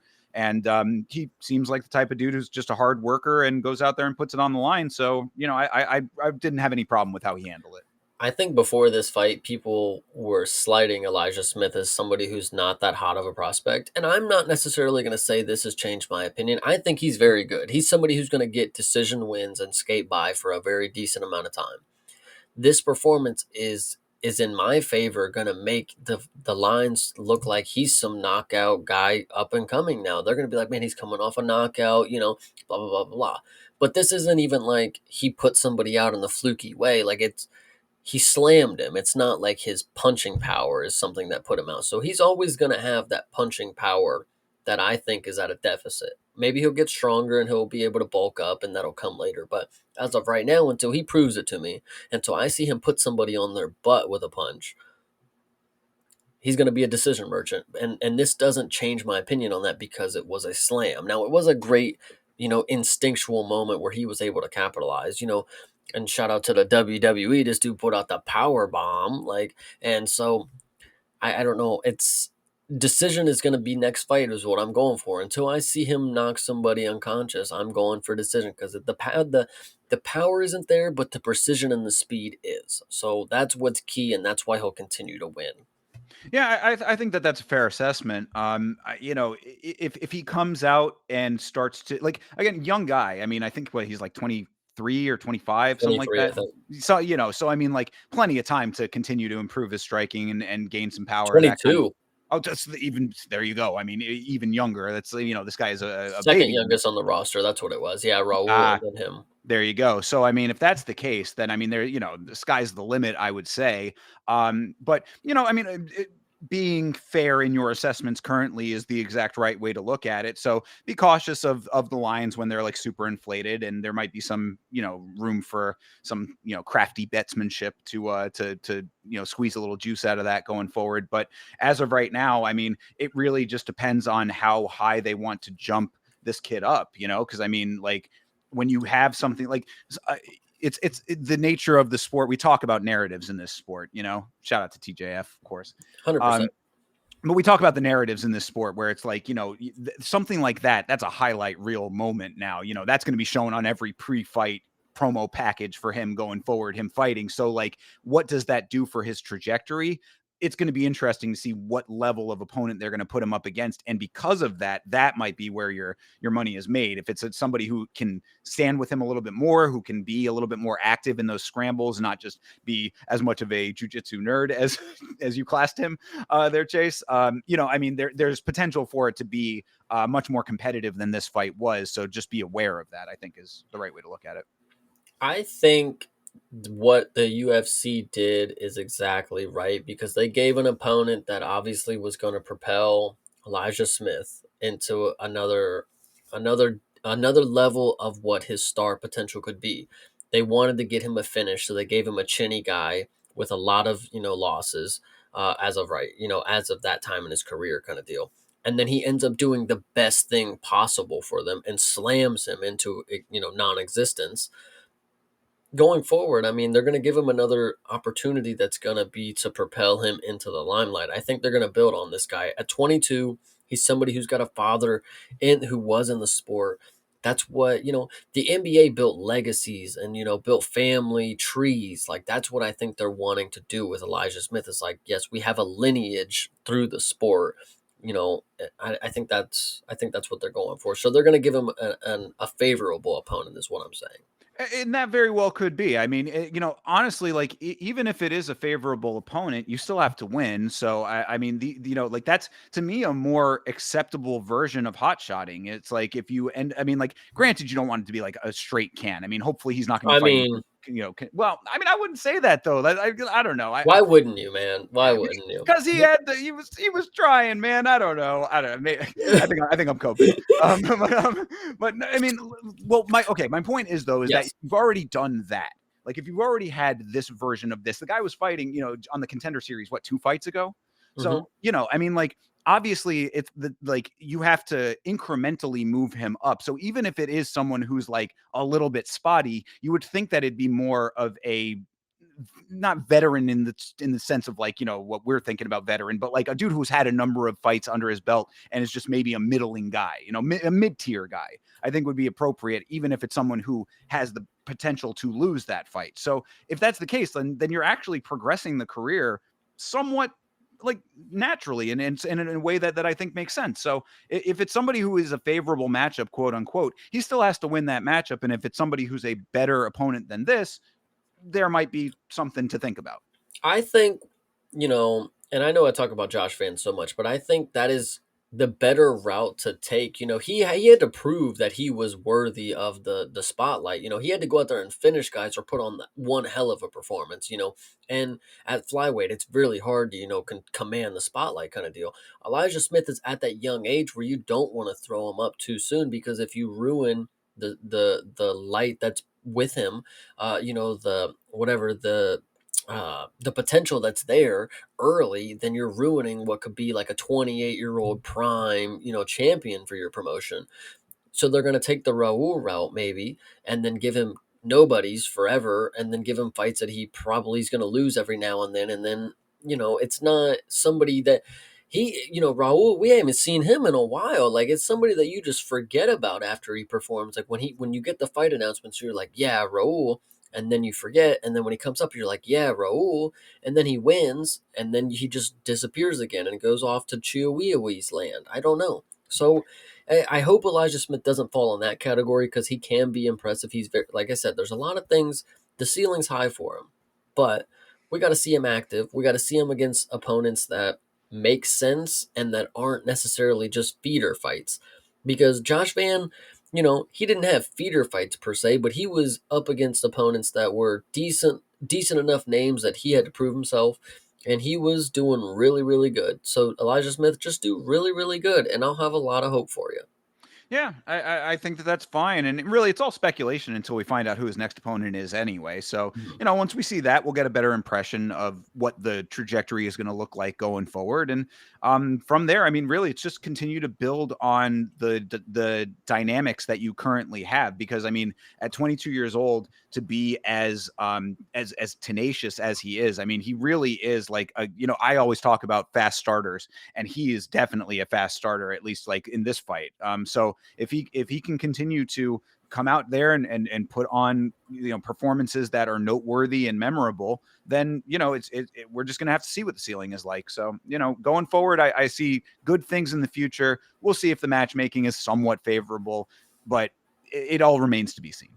Yeah, 100%. But I do like Elijah Smith, and I think this was the performance that the promotion needed to get the fans on his side. Because after last one, I don't think people believed in him because that Vince Morales one was pretty tough. But it was a decent enough war with a grappler that we should have known, like, this guy wasn't going to be anything to him. So, whatever. I added this to the knockout of the year list. Do you think that it Oh, yeah. deserves to be there? Yep. Okay, good. Yeah. All right, then that answers that. All I right, think well, it's unfortunate that it's a slam because there's probably only going to be one or maybe another two. So when it comes to knockout of the year, it's like a slam knockout compared to four other punches or kicks or whatever it is. So it kind of stands out. That's the unfortunate part. It might have to go honorable mention, unfortunately, if we have to do like a consistent judging criteria for him. well, I mean, tune in at the end of this year, and we'll go through all of the lists Yeah. together. So, all right, well, moving on to the next one here to round out the prelims: Julius Walker versus Rafael Sequeira. Uh, yeah. So, going into this fight, you were very high on Julius Walker. Is your opinion still the same? Um, he didn't look as good as I was remembering him looking, and he didn't look as good as I was hoping he would look against somebody who was not very good in his last performance. He did not take shots as well as I was hoping somebody at the light heavyweight would take for a striker and a first round finisher kind of deal. And he also did not get takedowns as I mean, he did get them at a high clip, but boy were they ugly and they were not fun to watch. And I watched this dude stand on his knees for a decent amount of this fight, which was pretty funny. Um, I think Elite, Mank in the Discord, excuse me, we have just accepted that people will just not look good, and that's the winning method. Is if you look the worst, you will sometimes just win fights. I don't know how to explain it. 30-26 for somebody who genuinely look like they don't know what they're doing in the cage. I mean, and that's obviously very harsh. He knows everything in the cage. He's very, very good, but it just doesn't look like it. I don't know how to explain it. Like he was struggling. He got rocked a few times. He was shooting from his knees. He was laying on his back a lot. He was tired way early in the fight. And shout out Julius Walker. He's got a huge frame for light heavyweight. Like he's tall, he's muscular, he's built up top. Like it's not his legs, it's it's a torso.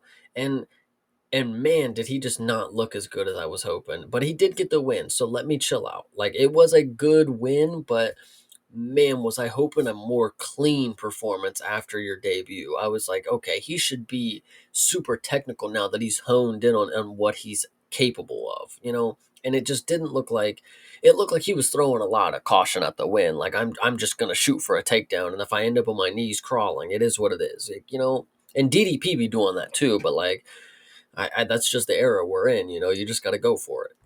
Yeah, the Drekis comparison was certainly not lost on me.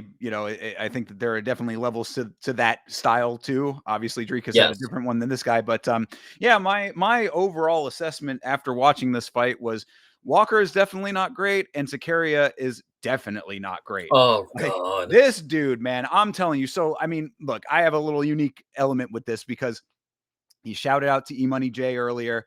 That's the homie. He's always in the watch alongs. I appreciate that guy often coming through with some really, really good picks. for some reason had so much faith in Sakaria that we Damn. ended up taking winnings from the earlier community parlay and putting them onto Sakaria. That was the agreement, was that if the early parlay hits, you put everything on Sakaria. And I was like, okay, I'll do it, but I guarantee that this is a bad idea. That round 2, I think that was the loudest I got on the watch along, where I said, how the fuck did you think that this was a good idea? Because that was, you said one of those judges gave a 30-26. That was the 10-8 round, was that second round. I mean, like, Walker in round 2 kicks the leg from under Sakaria immediately on top. Sakaria accepting position early in that round. I mean, like, he didn't show instincts in this fight until the third round. And the third round was crazy. I mean, they're up and down, they both knocked each other down at one point.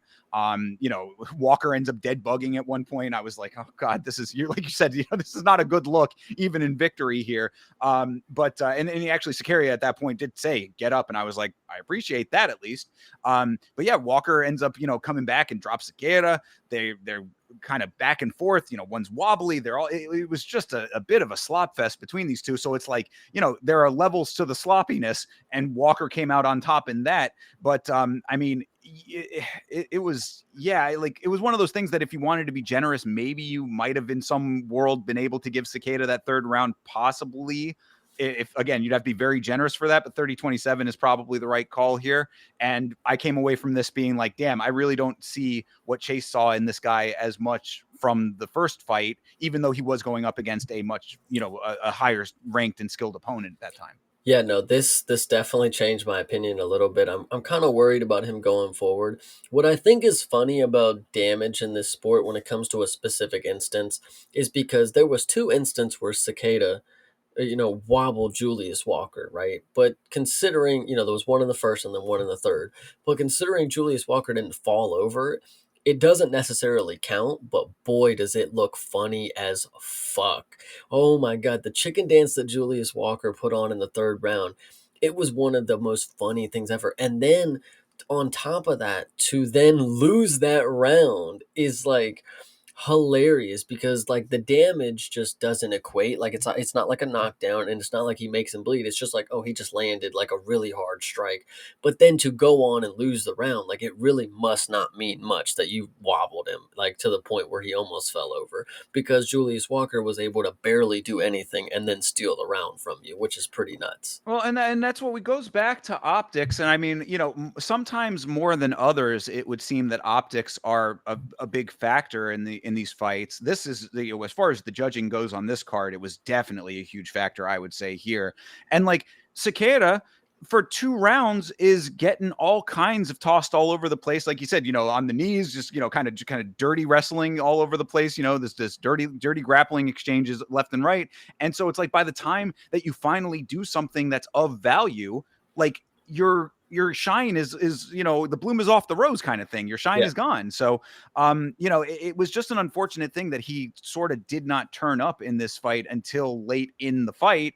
It could have been a very cool comeback. It could have been one of those things like our boy Phil Rowe, who had recently, where it was like, man, he was getting whipped on for 2 rounds and then turned it around at the last minute. But you got to be able to follow through on that, and he wasn't able to do that. So yeah, I mean, Cicada is one of those dudes who, like, I mean, he's just been consistently unimpressive. He had a moment here that could have been the turning point, but it was way too late in the fight, and he wasn't able to finish on that. So I'm sorry, there's no consolation prize in all of that dynamic.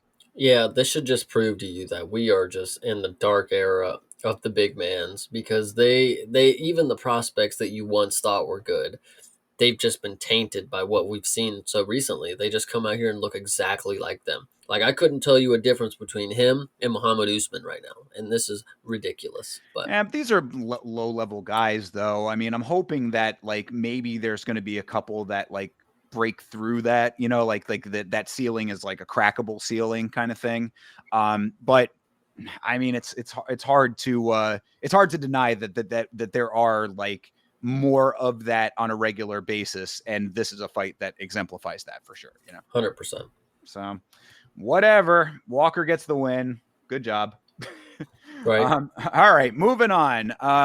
Main card here: Eric Anders versus Christian Leroy Duncan. John Gooden called Duncan a former basketball man. Thought that was kind of funny. You're a basketball man yourself, aren't you, Chase? A former one, I don't know if he meant, did he mix him up with Julius Walker? Because Julius Walker was a former basketball player. I don't know anything about Christian Leroy Duncan being Yeah, a basketball player. they might have gotten the notes mixed up there because I think that it was Dom that came back and was like, "You guys got basketball in the UK?" He was like, "I guess that Duncan does." Yeah. Oh, yeah. Okay. Well, either way, this I like that there was performance. a basketball man, though. You know what I mean? It's not a Yeah. No, basketball I player. get you. I get you. I get you. No, that is Anyway, very funny that he said that. all Yeah. right. So as far as this performance goes, though, for Christian Leroy Duncan, impressive, but I do have to say that he was doing some dirty work in this fight, man. I mean, for this was another short one. This was a first round finish, but an eye poke and a nut shot back to back on poor Eric Anders, who's in the old folks' home to begin with. Like, give the guy a little break here. Yeah, this performance, I don't know if there's anything I want to like say necessarily, because I mean, Christian Leroy Duncan came out and finished in the first round. That's what Christian Leroy Duncan does, you know. Excuse me. And there's nothing really more to say. Eric Anders is somebody that shouldn't have even been in this fight with a young up and coming killer like this. I mean, this is the Neo Magny and Michael Morales type of thing. Like, really nuts, but I don't know if I'd go that far with Duncan, only because he's been a little bit more spotty. Not spotty in his win ability, but he did go. I mean, he did have the loss to RoboCop, which was a little bit of a high flyer kind of attempt there, and then in his last fight looked very much like he was coasting. So this was a nice return to form versus someone that he should have done that against. That's basically exactly what we said on the watch along. I mean, on the last episode of this show. We were like, this is a fight that he really should win. I mean, there's really no reason to think that he should not do exactly what he is capable of doing in this fight. And he did that. So, I mean, a couple of notes that I did have about like what he did to do that was that I thought that he did a good job of kicking low. Like he had a good number of like low kicks and some odd angle oblique kicks that I thought were good setups for what ended up being the spinning elbow at close range. And I did want to give him specific credit for landing the spinning elbow, not only at perfect range, but at perfect power as well, because it wasn't like a ranged elbow where he had to like load up the shot. Like he was at such close range to him that all of the power had to be generated as he was turning his body, as opposed to him flinging the arm. Like the power already had to be coming across when he landed the elbow. So he put a really good amount of power knowing the range that he was at.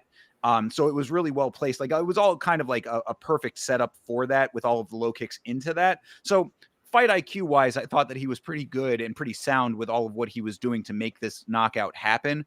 I just didn't like that he was a little bit of a dirtbag getting into it. I think the only thing that I walked away with this is that Christian Leroy Duncan is one of these creative strikers. He's a guy who finishes in creative ways, and that's the way that he finishes, is he catches you off guard by something that you're never expecting, similar to someone like Shara. And the difference is that Shara, when he gets into wars, he actually is still able to. Interesting enough, it's not abandon the game plan and switch to something that will work. He's able to actually power through with his game plan, and he still is able to beat Shara even when the going gets tough. Like he still fights the exact same and is able to capitalize on the way that he fights. Christian Leroy Duncan, we've seen him against RoboCop, and he wasn't able to be what Christian Leroy Duncan is. And I think that should just be the telling thing right there. Is Christian, when he gets going, he's looking like $1 million, but when it gets tough, then he's coasting a little bit, and he's not. If he's not able to get that finish, if he's not able to style on you, then he's gonna either coast or he's gonna get beat. I don't know. There's Yeah, and that's exactly. I think you nailed it with that assessment, because that's what gives me pause about him in general, where it's like good here, okay against Pulev.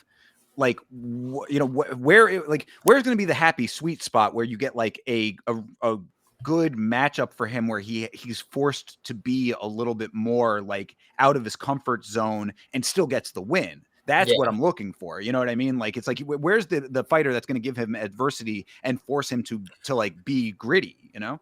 Well, and we talked about Elijah Smith just a little bit ago. In his debut, it was against Vince Morales, and that was a tough matchup for him. It was a lot of submissions, a lot of interesting things when the grappling came, and he's a striker at heart, and he was still able to weather that performance.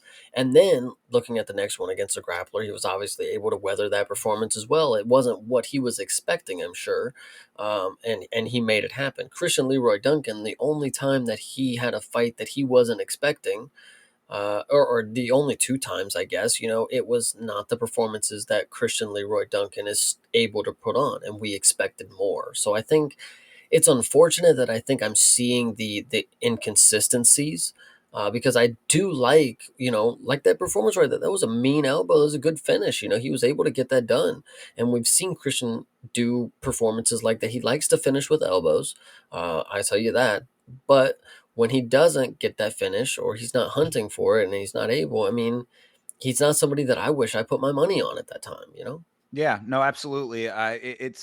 It's just concerning, like when you see a fighter get the win and but you've already seen the ceiling, I guess is Mhm. what I'm getting at there. So it's like, hopefully he can break through that. Maybe there's more to him. Maybe there's an evolution that's possible. A win here against Eric Anders almost feels slightly like a little bit of a foregone conclusion.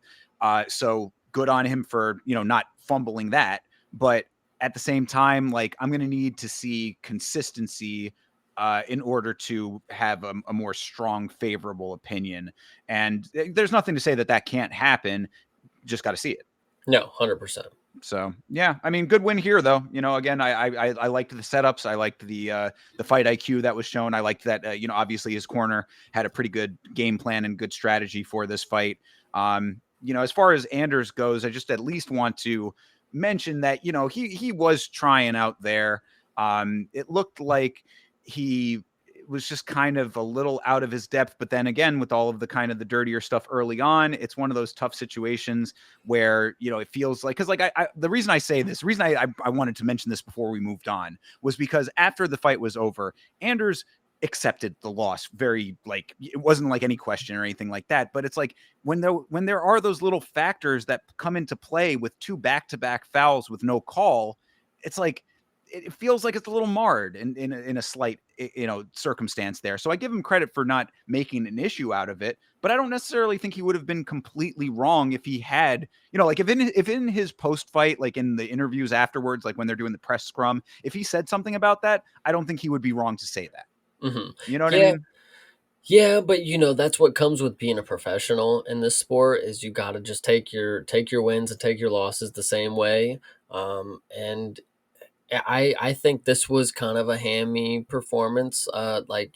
Christian was going to win this no matter what. I mean, there was no way. I mean, Eric Anders, shout out to him. He did shoot for some good takedowns and got some success early.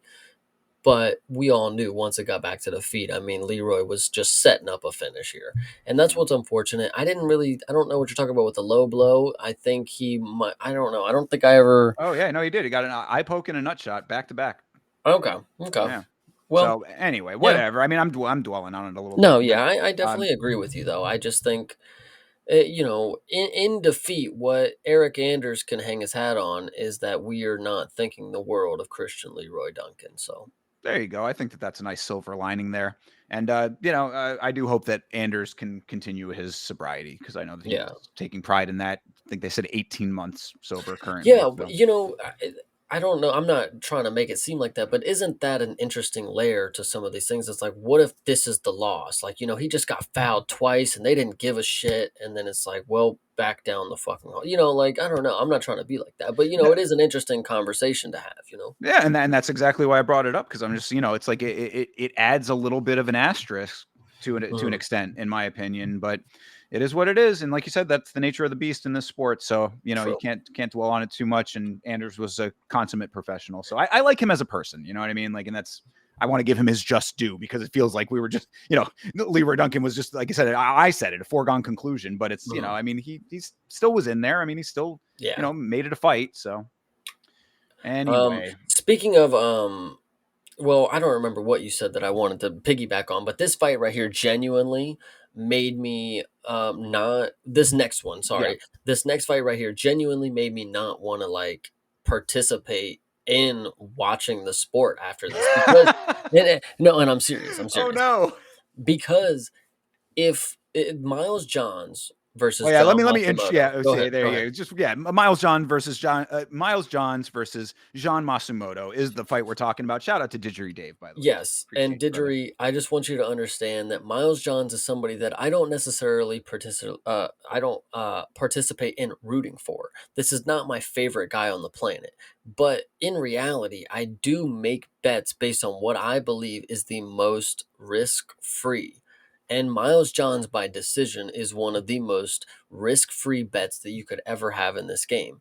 And I've not bet that in a long time because I've been opposing Miles Johns and he's been proving me wrong. So that's why I believe that this was the right call to make. Miles Johns has everything going for him, but it is only because the promotion understands that he is a decision merchant and is not the most exciting fighter that they had to clearly make the call to rob him. But what they didn't know is that he was going to put on his most exciting performance to date in this fight right here. And I think it's just absolutely fucking ridiculous because when people that I don't necessarily root for, I'm going for you, right? And we go to decision and they clearly rob them. Imagine if it was somebody that I really, really liked. Like then we'd have a genuine problem. Like that would make me not want to watch. So this one was just the first step. Like you took away the aspect because like I'm watching, and in my opinion, clear cut. Like this was Miles John's fight. Like no way did John Matsumoto, 29-28 is gracious in my opinion. I thought every round Miles John's he scored a takedown in every single round and the striking was close. So I don't get where you come up with, you know, I so many things made me frustrated about this fight and I'm looking at the numbers right now and it frustrates me even more because Miles Johns outstruck him in every round in my opinion. He landed the more powerful shots in every round in my opinion. Every time John Matsumoto was hit, he was flying across the cage. It was absolutely atrocious for how like he was selling the damage like he's a WWE superstar. Then, not to mention he gets cut multiple times. uh, those apparently are losing rounds for Miles Johns. Again, I talked about the takedowns. Miles Johns gets one every single round. He scored 5 of them, by the way, 3 minutes of control time. Where would you see a loss for Miles Johns after everything that I just told you? I know you want to explain, but I want to have the UFC listen to me. I think commissions, whoever is able to make this possible, you need to have the judging have a criteria spot. I know you guys have all come from school where there is multiple choice and there's extended responses. We need the box. I need that rectangle underneath every scorecard, and you need to tell me why the round was won by whoever you picked. And I need a genuine 3 to 5 paragraph response because it's ridiculous. There's no way that you can, because if I put it that way, there's no way you can tell me John Matsumoto won. There's just genuinely no scenario. He didn't outstrike him. He didn't get more takedowns. He didn't control him more. He didn't have more damage. He did not walk forward more. He landed more low kicks. I'll give you that. Genuinely, I'll give you that. And Miles Johns looked like they hurt. But did he stop? No. No. So Yeah, I mean, I'm agreeing with a lot of what you're saying here. In the moment, I certainly thought that Johns won it. On the watch along, I was definitely saying that. On the rewatch, it was very, very close, and I'll explain my reasoning at least after having rewatched the I'm fight. waiting. So, round one, clearly, Johns won that round. Heavy takedown, more output, heavier shots.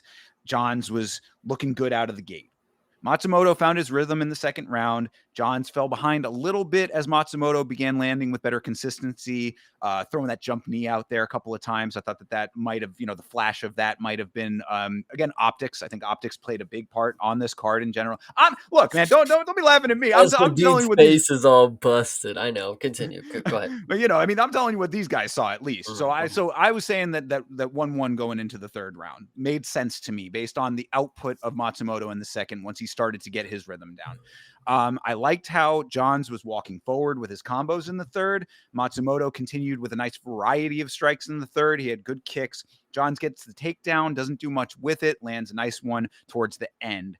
Was pretty much all that there was to say about this. I mean, like, so all of that being said, split decision win for Matsumoto. I thought that on, like said in the watch along, that it was John's fight. Rewatching it, very very close, because if it was 1-1 going into the third, then that third round had moments on either side. So I say at least a deserved split decision, but it should have been a split decision going to Miles Johns. So when you get to the scoring of this and you see what the judges have concocted as their scorecards, you will realize that the dude who scored the fight for Miles Johns didn't even give him the first round. So how does that make sense?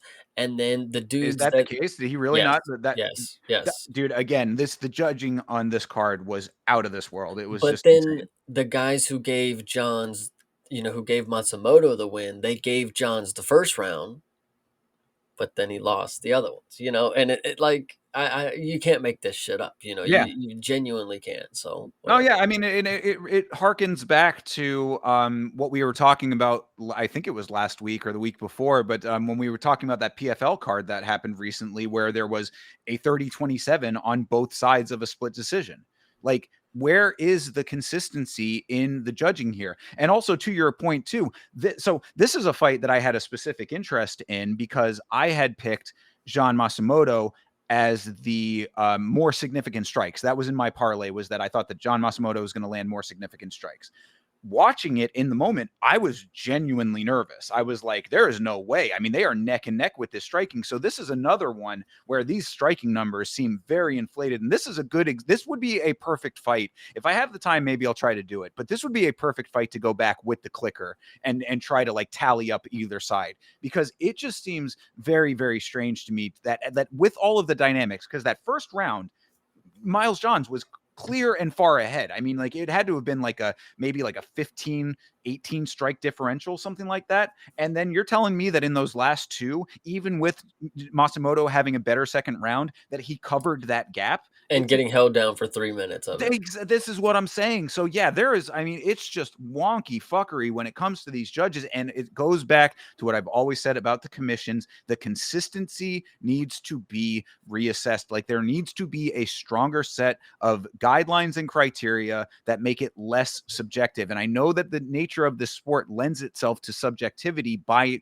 its very design. So it's hard to negate every element of that, but there has to be some cohesion at the top coming down from the ABC, because like, if you're not going to have that, you get cards like this. And again, this is fighters' careers over here. We're talking about it as fans coming from the parlay perspective. And yeah, that sucks to lose money, but like, Miles Johns, you saw how he took that loss. I mean, like, he was on the ground with his head in his hands, like, like, what the fuck more do I have to do to get this wins? And he was exactly correct in feeling that way in this one. So this was really an unfortunate kind of situation when it came to this judging. And to say that one judge that gave him the fight did not give him the one round that he was most dominant in really should send a signal to the governing body that you need to train these people better.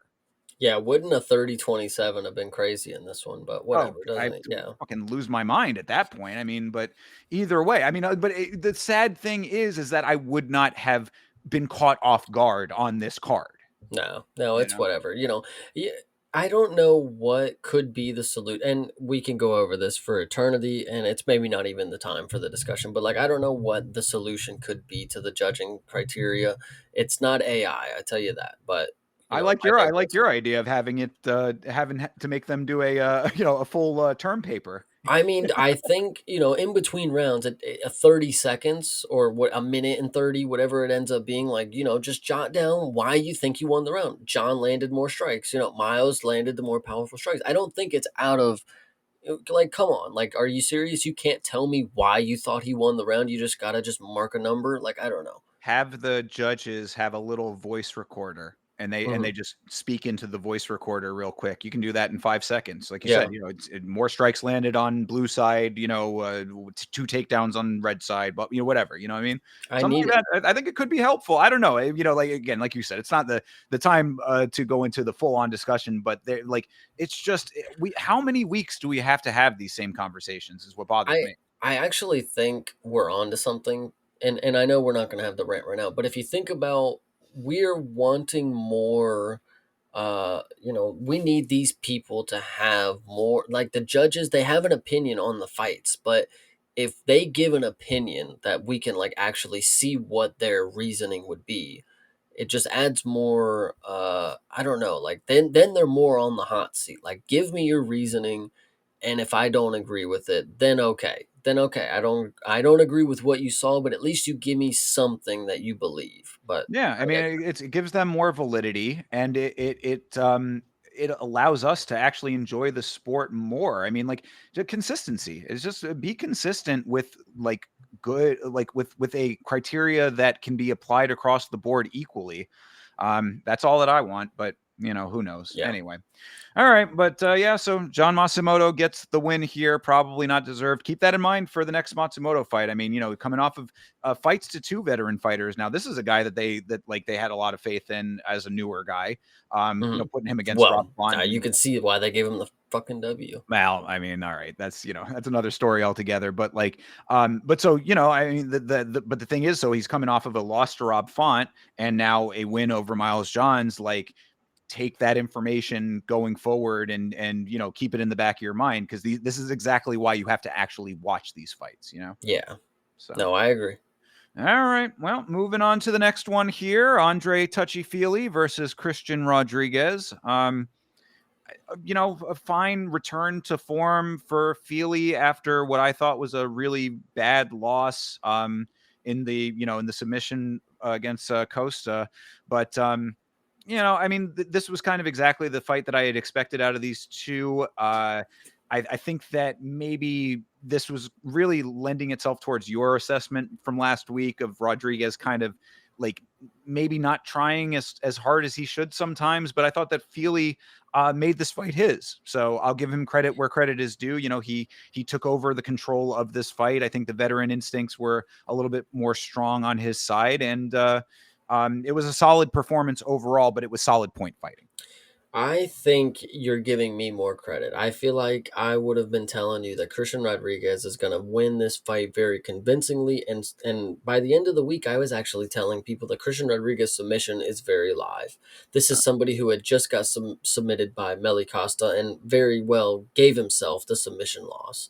And Christian Rodriguez came out here, and I was a little upset, and I'm not going to use the words that I used on stream. That stream is now taken down. I Uh-oh. was very upset. And Christian Rodriguez, you are not as dumb as I was saying you are, but I do believe you could have performed a lot better, because what I was watching in this performance is somebody who shows up to the fights at featherweight and does not have a six pack and then does not win fights. I mean, there's a correlation here. You need to take the craft just a little more serious, Christian Rodriguez, because there's no reason that performance after performance you will come in here and just put on a lousy one.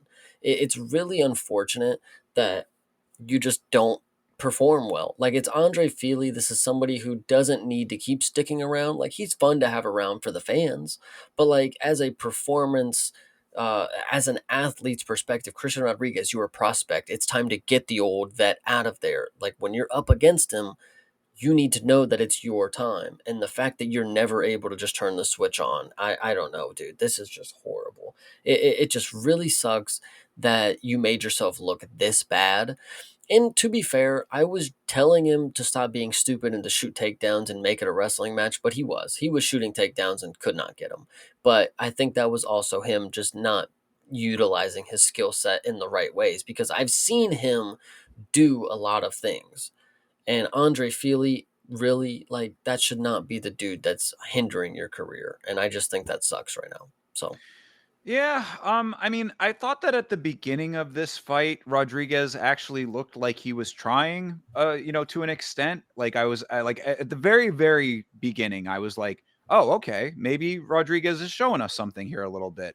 It was just kind of a systematic breakdown from there. I also thought that Rodriguez ended up kind of gassing at one point there, like kind of a little bit early in my estimation. I mean, maybe like not a full on gas out, like to the point where he was like completely done, but he was breathing a little bit more heavy than I had like expected him to kind of midway through this fight.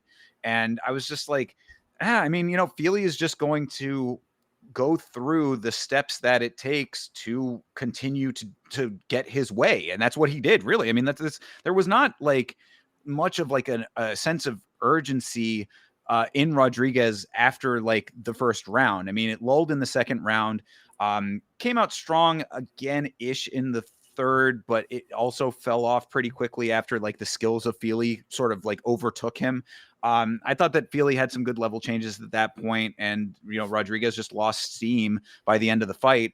And Feely he's a guy with like long arms, like he uses his reach really well, and I think that was kind of like it was one of those situations that if Rodriguez had been a more like tenacious fighter, then you get past the range and you can go in there and like, start landing close range shots. You tie him up, you get some stuff in the clinch, get some elbows in the clinch. Like you have to be a more of a dogged fighter. And I just don't think Rodriguez is that guy. So, Yeah.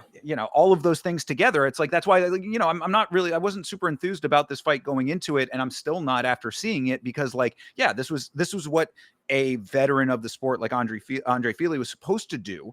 And this was another Christian Rodriguez fight where I was like just kind of nonplussed, Yeah, no, I 100% agree. I mean, not much more that I think I need to say about this one, other than Christian let me down. Andre Feely listen. When I first started getting back into the sport, watching more consistently, Andre Feely was somebody that got like a fucking knockout finish, and I was like, "Holy shit, this dude's actually pretty good." And then he gets flatlined by Dan Ige or something like that, and then I was like, "Oh, okay, well, this dude's just run of the mill, just in the sport, just because he loves it, kind of deal." And he truly does. I really respect that aspect of Andre Feely, and I respect that he was able to come in here and beat Christian Rodriguez. And the last thing that I will note about this is his post-fight speech was hilarious. If you didn't catch it, Oh no, I did. Yeah, no, he's fun on the mic. I didn't realize that, or I guess wasn't giving him enough credit. But yeah, I thought it was cool. Talking about being one of the older guys beating up on the oh no, youngsters so and all you that. didn't okay, you didn't catch the part. So I didn't catch it either at the time. So they pan the camera over to his wife, and he's like, "Hey, shout out to my baby, and that's my girlfriend. Not the one on the right though, but if I get 50K, we'll see how it goes." My man. All right, no, Yeah, I did not catch that. That's funny. it's pretty good. No, the only other thing I had to note about this fight though was split decision on this one. What the fuck were these judges on? I mean, Yeah. this, I mean, I don't want to keep harping on it. We've talked about it a plenty so far, but this was such a clear 30-27 that like I just it's mind boggling to me that that like there could be any inkling that this would have been a split decision fight, but I digress, I suppose. Well, But yeah, that was yeah. yeah, we talked about it last week and the week before. It's like there'd be unanimous decisions where it'd be a damn war, and Right. and then we get a split decision where you go to the bathroom because you're coming back to the judges giving unanimous, and then you come back to a split. Somebody won a 29-28 somehow. Like it doesn't really make sense, but Yeah. This was some of the wonkier judging that we have seen in recent memory. At least all on one card. You know what I mean? Like there are some times where you'll get that errant one fight where it's like where were their heads at? But like this was like a lot of bad judging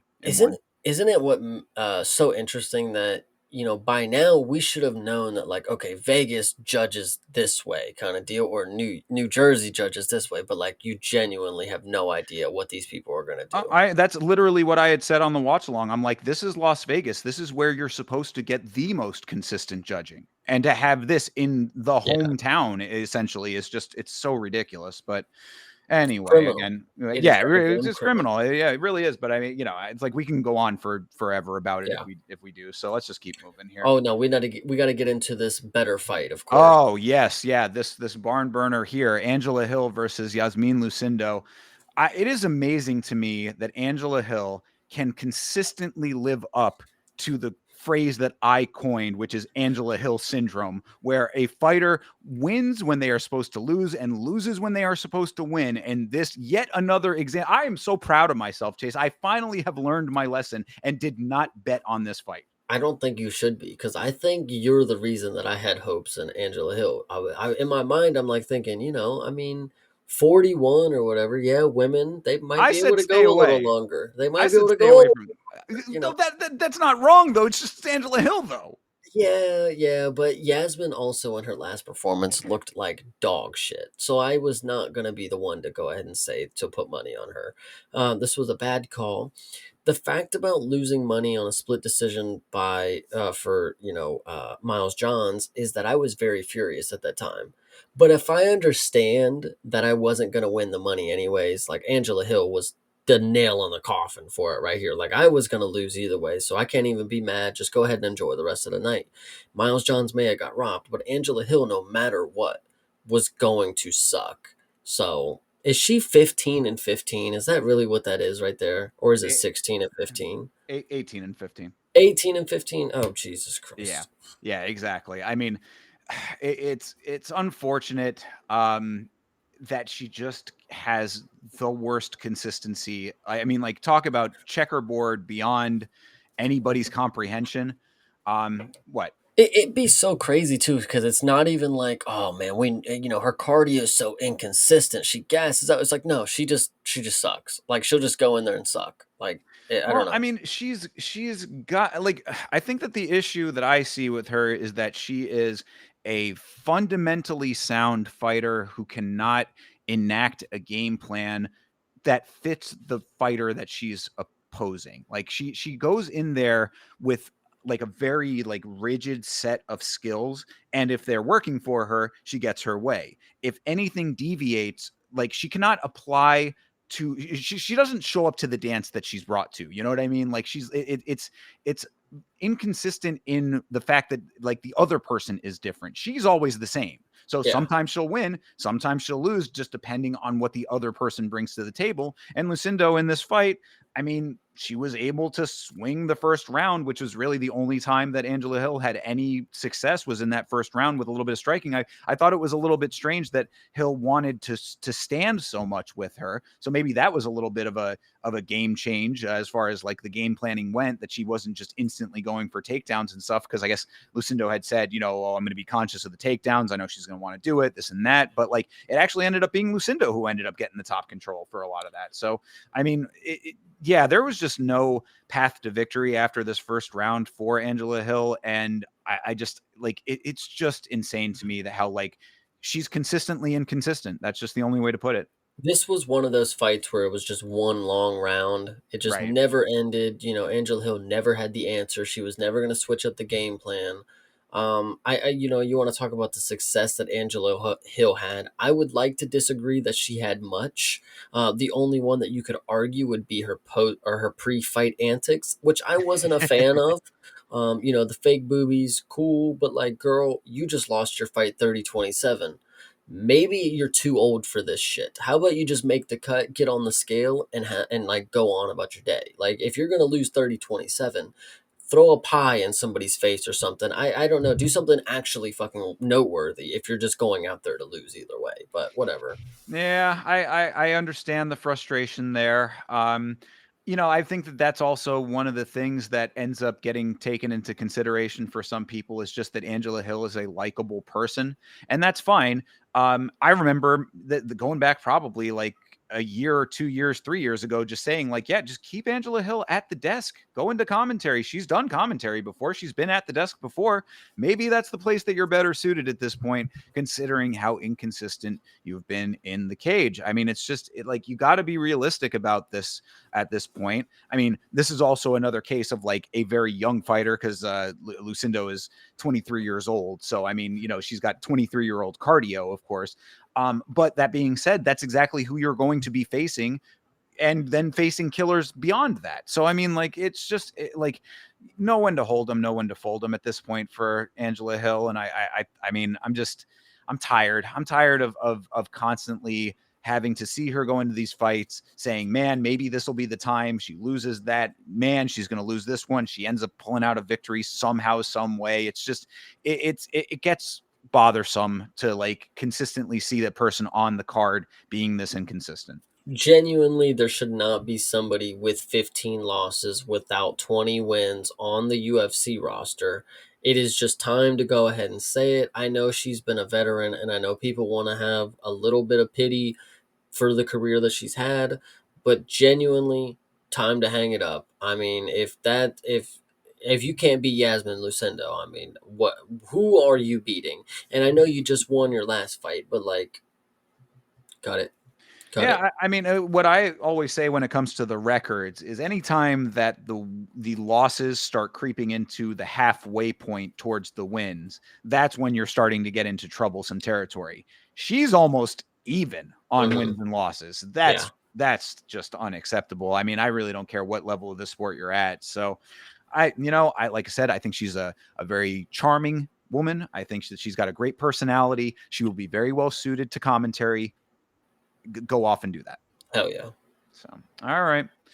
Moving on to the co-main here, Mr. Steve Astro Boy Urseg versus Ode Osborne. Osborne in on short notice. This fight is at bantamweight instead of flyweight for that reason. Another kind of weird one. I mean, what do you think, Chase? Dude, I mean, there's only one thing to think. Steve Urseg is never going to be top of the division because he is so chinny. This guy just went to war with Ode Osborne. I mean, genuinely, I think Pantoja might have been injured that fight. I think that is what the conclusion is for me. Pantoja was close because he was hurt, and Steve Urseg had that lightning in a bottle performance. But ever since then, he has been underwhelming, overhyped, and somebody that I probably would have liked him if they wouldn't have shoved him down my throat. Like, pause. I would like to think that Steve Urseg is somebody that I would find as endearing if he wasn't somebody that they just kept giving opportunities against greater, oppositions type of deal. And then he gets this short notice bout against Ode Osborne and goes tooth and nail with them. I'm just like, he gets dropped in the first round, mind you. They don't count that. Slip or not, he literally got rocked in the first round by Ode Osborne. Yeah. And then the second two rounds, he did go ahead and win. I'm not going to argue, but a unanimous decision, sure. I also would like to know before I let you go is Ode Osborne went on Twitter and he was kind of like questioning, the decision on this, because he led all the stats that you're seeing right here on your screen. Brother, you are trying to protest that a 47 strike performance is winning you a fight. I don't know, but either way, I could digress. You could land 50 and maybe we'll talk about it, but Well, I what mean, to the 39 on the other I side, mean, I but get it, but I'm just anyway. saying No, be more honestly, convincing with your arguments. Is what I'm bro, saying, Ode. yeah, no, well, you're exactly right there. I mean, take the judges out of the equation, and then you never have to worry about it, right? Yeah, Yeah, no, I do kind of see a little bit like after the rewatch because on the watch along, I thought like everybody else, I was like, oh yeah, the last two for Urseg, but so let me break it down just a little bit here. So Ode was chasing Steve down early in this fight, but not actually being aggressive in the attack until he finally got that stagger shot. That should, I mean, like it bothers me. Like that's why when you said that, oh, they didn't count it as a knockdown. That it like there has to be another category then to me because like if you have a shot like that where you clearly see that he was affected, like should it's a that not be? wobble. Yeah, it's like have a wobble stat then, a stagger stat. I don't know, whatever you want to do, but I'm just saying, like, it's annoying to me when like it's clearly a trajectory changing moment in a fight that doesn't end up being properly given its due. There needs to be like an overarching number. Like in the NBA, they have like a plus and minus where everything that you do is tallied. It could be Uh, good or bad. Like a turnover is minus points, and an assist is plus points. So they have UFC. that. I mean, they have that on the advanced stats, but Right, so we you know, need to make that more a common household thing, like and let's get these going so we can consistently see who's making the better judgment calls in the moments that they're given. But yeah, and maybe have certain things like weighted differently, perhaps. But anyway, whatever. Just wanted to note that at the yeah, very go least. ahead.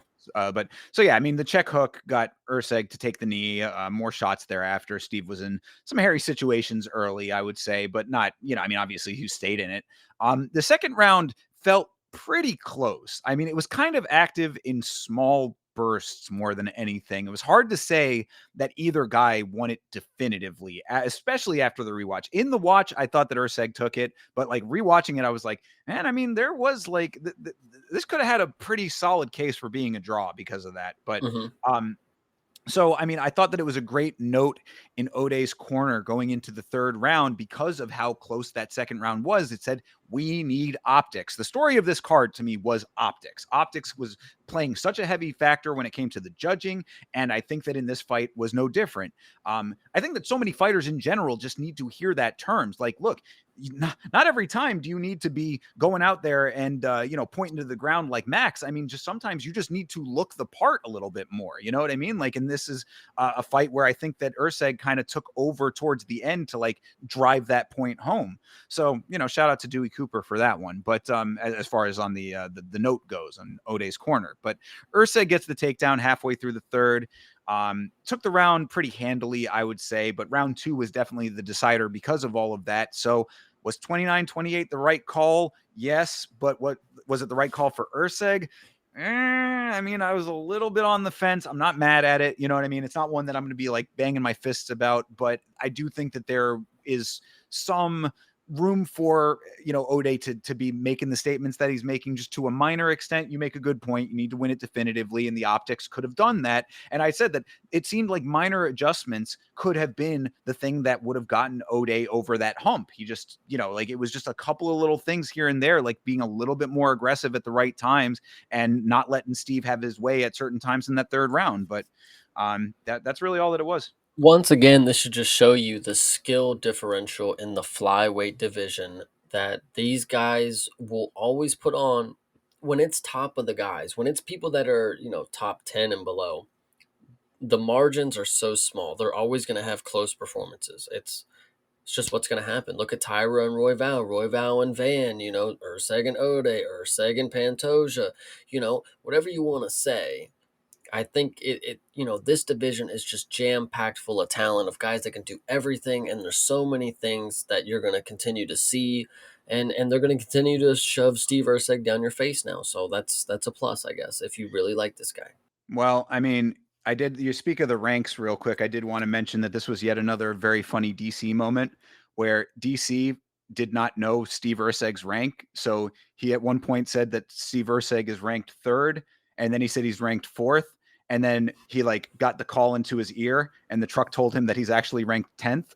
Nice. So I was like, yep, more quality DC commentating there. So, but yeah, no, I mean, as far as the fight goes, you make a good point about the flyweights being as competitive as they are, and at the level that these two are at, it's going to be these types of fights for sure. And then you get like a scaling up of the intensity and the skill level, but it's still competitive even at that scale. So I was not terribly mad at this fight. I like Steve as a person. It's like you said, he's an endearing character. I think the hot shotting might have thrown off the way that he's perceived a little bit because of all of the weird stuff that we've outlined in his career before.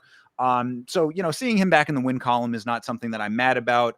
I do think that like if there was a fight on this card where a draw probably would have been appropriate, it certainly could have been this one. No, 100%. Yeah, it just sucks to see because, one, it's not necessarily sucks to see for Urseg. It was nice to see him win one where I thought like he earned it. You're talking about O'Day probably won it in the rewatch, but I think Urseg winning this was fine. I think he did earn this, but it's just unfortunate the level of competition that he's earning it against. And I know I just said that the competition level is very slim, but O'Day Osborne is not the top of the game. His slim level compared to Urseg, I mean, that's a big level compared for him and, Pantoja kind of deal. So Yeah. it's just what it is. Yeah, and I mean, not that he necessarily even like won it, but that second round was close enough that there is at least a little bit of wiggle room, margin for error / something to say about it, I guess.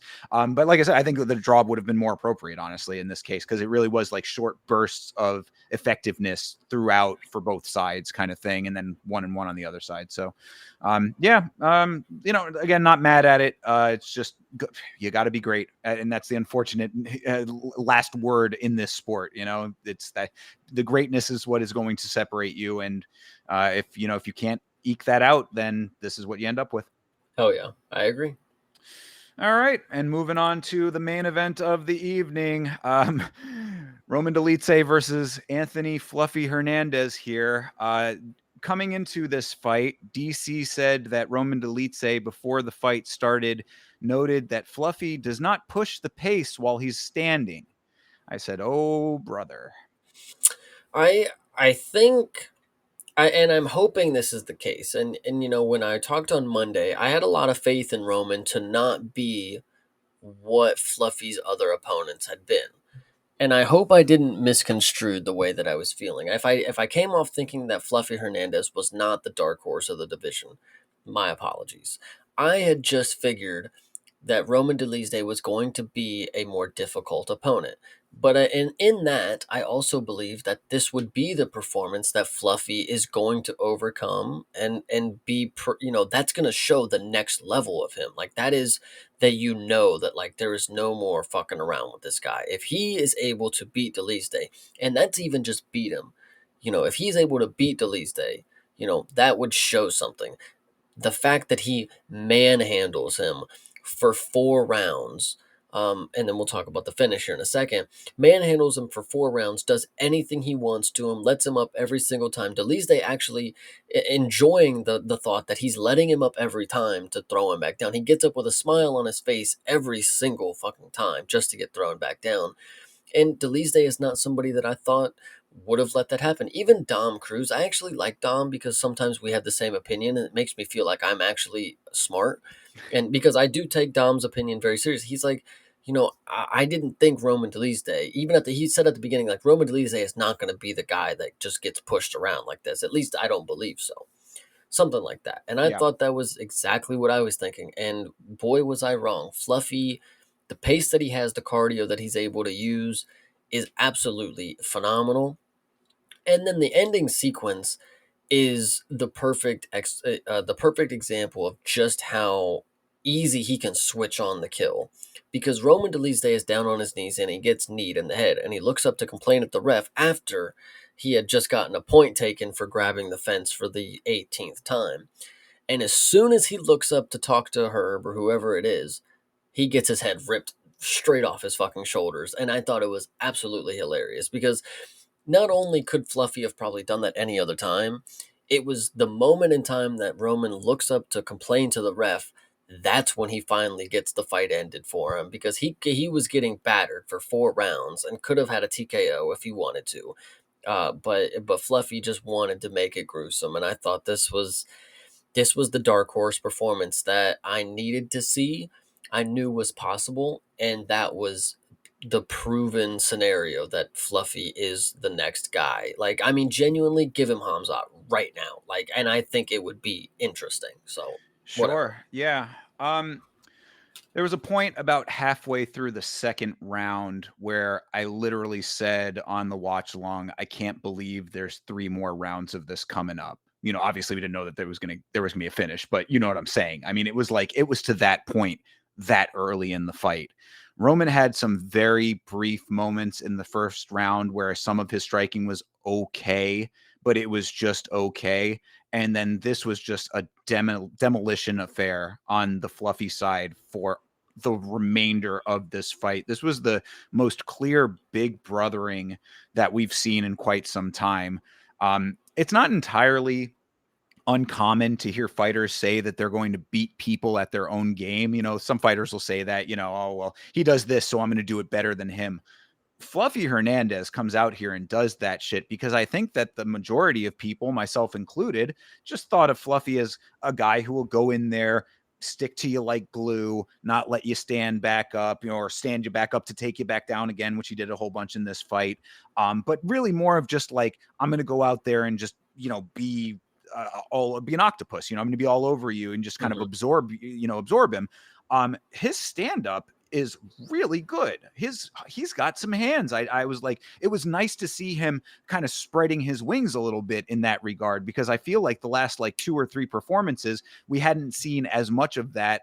Or at least if we saw it in spurts, it was always in service of just getting another takedown. And there was an element of that here, but when he was forced to have to swing, it wasn't even like he was being forced at times. I mean, like, it was like, okay, well, if you want to do that for a little while, I'll just beat you up here and then I'll take you back down. I'll do what I need to do on the ground. I'll beat you up again up here. It was, he did anything and everything that he wanted to in this fight. I mean, once he got his game plan in motion, this was one of the worst big brotherings that we've seen, just down and up and down. I mean, Roman looked gassed by the end of round one, and Fluffy's cardio at middleweight is almost superhuman. So, Yeah. it was just a relentless performance that kept going and going and going. I felt bad for for Nixick at one point. Nixick is Dolidze's coach, and he was saying, like, because he told Roman to do the step in elbow that he kept doing, and at one time I was like, it's funny if you go back to the watch along for this reason, because like when he did it the first time, I was like, nifty move, I like that move, but then he kept going to that well, and it was way past the point of it being at all possible to be doing anything. And I Mhm. was like, stop going back to that. You know what I mean? Like, it was just like, you're getting demolished over here. And like, Nixick got to the point where he's like, dude, you're going to have to get a finish. Like, there's nothing else coming over here. And then that was the round that Roman gets his head taken off. Yeah, what sucks about this performance is like, well, it doesn't necessarily suck. It sucks for the optics of of like the casual viewers. Is because when you're watching this and you're somebody who's locked into the sport, you could see that Fluffy is doing,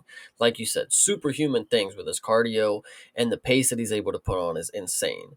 But when you're watching this performance here live, you are watching Roman Dolidze get so outclassed that it is genuinely just not even funny. Like you're watching it and you're like, oh, he took him down again. Like, oh, he took him down again. Like, and then your face is just stale at a certain point because nothing new is happening. There's not really like the excitement to it. Like when the finish comes, you're like, oh shit, he like actually. But when he's doing the same thing over and over and over again, you can understand how gruesome that is as his opponent. But the optics for like the casual fan, it's not the oohs and ahs that you're expecting because it's just him riding his opponent. No diddy. So He was like a taskmaster, it yeah. was like, you're down, now get back up. You're down, now get back up. I mean, like, he was like, it was an amazing flow state of control that he was in. One thing I wanted to note about those the times that they were on the ground is that Fluffy does like small chain wrestling, which is like an interesting thing if you're able to do it, because like he has two moves that he basically picks. Like, he'll get the takedown. He picks a pair of positions. Like Dom was talking about this at one point, where it's like he goes from the guillotine, switches it back around to the back, does a little bit work back there, pushes off, now get back up. And then it's repeating that same pattern. So it's like, it's not a full chain in the sense that it's like position, position, position, position. He doesn't care about getting submissions. He is doing this to punish you. Like, he is saying, I have better cardio, I have better skills, I am a more well-rounded fighter in this moment, and you are going to do what I tell you to do. And Yeah. like, it's just, it was really like, it's like you said, it gets to a point where it's like, damn, man, this is like, you're kind of getting exhausted watching this dude getting exhausted. I remember saying last fight with Michelle, like, Fluffy is the prime example of somebody who plays with his food. Like he's not going for the quick finish. He's gonna make you want out before he gets you out of there. And you could tell with Roman, he was getting tired of it. And and this is for somebody like Roman. I mean, he's had tough matchups, but a lot of people have just never had a matchup like Fluffy, where he's just legitly just wrestling you, dropping you on your butt, and then making you stand up. Because I think his goal at the end of the day was for Roman to just not get up. And, that would have been a very impressive performance for him to do that. But he kept getting up, and then he made that call. And then finally, he wanted the cries to the ref is the call that I make. And then he cries to the ref and then gets his head choked off. And I thought that was just hilarious and very fitting. And Fluffy is just genuinely a scary dude to go up against. And I know this is recency bias. I'm even feeling that as I say it, like out loud. Like even after the performance, I was thinking like, man, it sucks that it was such a dominant performance because like, man, we are gonna believe that this guy he's got the rocket now. So I think that's what sucks because if he doesn't live up to that, then man, I'm gonna feel stupid. But as of right now, I'm really believing in it, and I No, know. but I don't agree with that though, because the dude, like, it's not recency bias. He's on an 8-fight win streak now.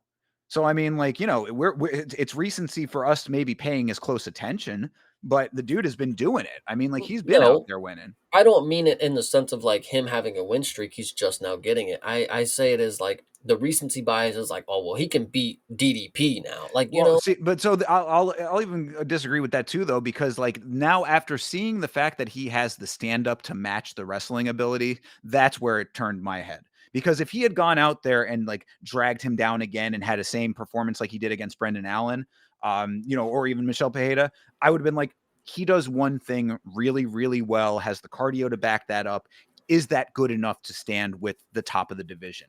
Mhm. After seeing him strike two and being that tough and being that versatile, I'm like, I'm a believer, man. I really am. I'm Roman Dolidze is not the example that you want to have like that happen against in order to make your entire opinion. But when you pair that performance with all of the other wins and what we've already seen out of him, I mean, it just is what it is as far as I'm concerned. I mean, I think that you got to recognize the reality, and Fluffy's the truth. I definitely agree with that's where I'm leading it, but I would just this would hurt that if I was wrong about this one, this would hurt. And 8 fight win streak. I mean, I'm not gonna say he's gonna go on 30 more and win and never lose. Like if he loses one, that's okay. But if he looks fine in defeat, fighting for the belt or something like that, that's fine. But I just really don't want him to flare out and look like a bum here soon, and that's my biggest fear. Yeah, I mean that understandable. I think that he has proven that he is certainly worthy of the shot to see if he's at that level at this point. I was thinking that maybe the loser of Kaio and Imamov at that upcoming fights going on in Paris, I believe, right? Yep. So, whoever wins that gets the title shot. Whoever loses that gets to fight him, and then that's becomes the next title eliminator. That seems to make sense in my mind, at least. And then Roman, thanks for everything. Back to the dead center of mid tier you go. Yeah.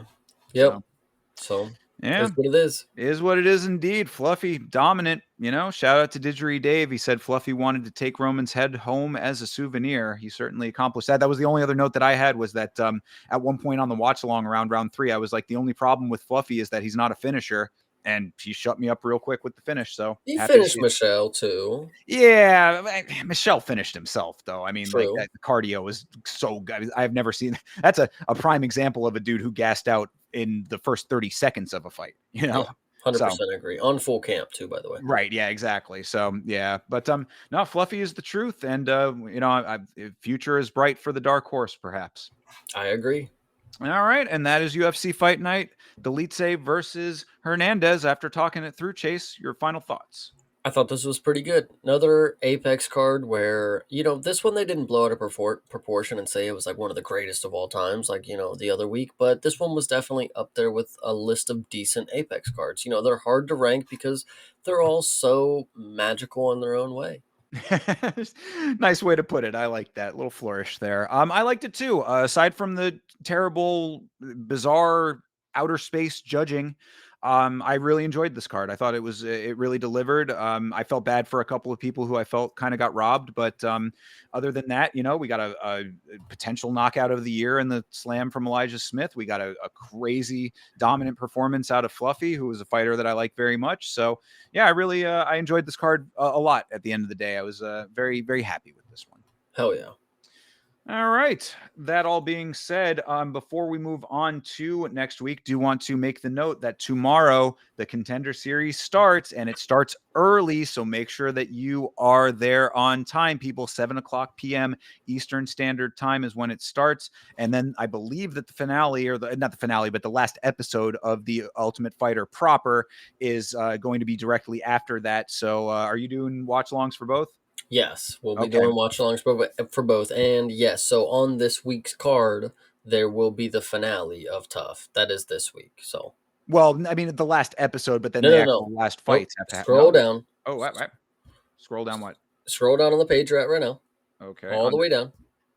On this car okay. Yep. So Gotcha. yep. So Okay, we'll so they're talk doing about that at the end here Ver in just a in few. Okay, cool. Got you. Thank you for clarifying that. So, okay, the finale of Tough is going to be coming up. on this card this weekend. Yes. So, all right. So the last episode of the show is tomorrow. Finale is on Saturday. Thank Yes, you. absolutely. All right. Now we got that cleared up.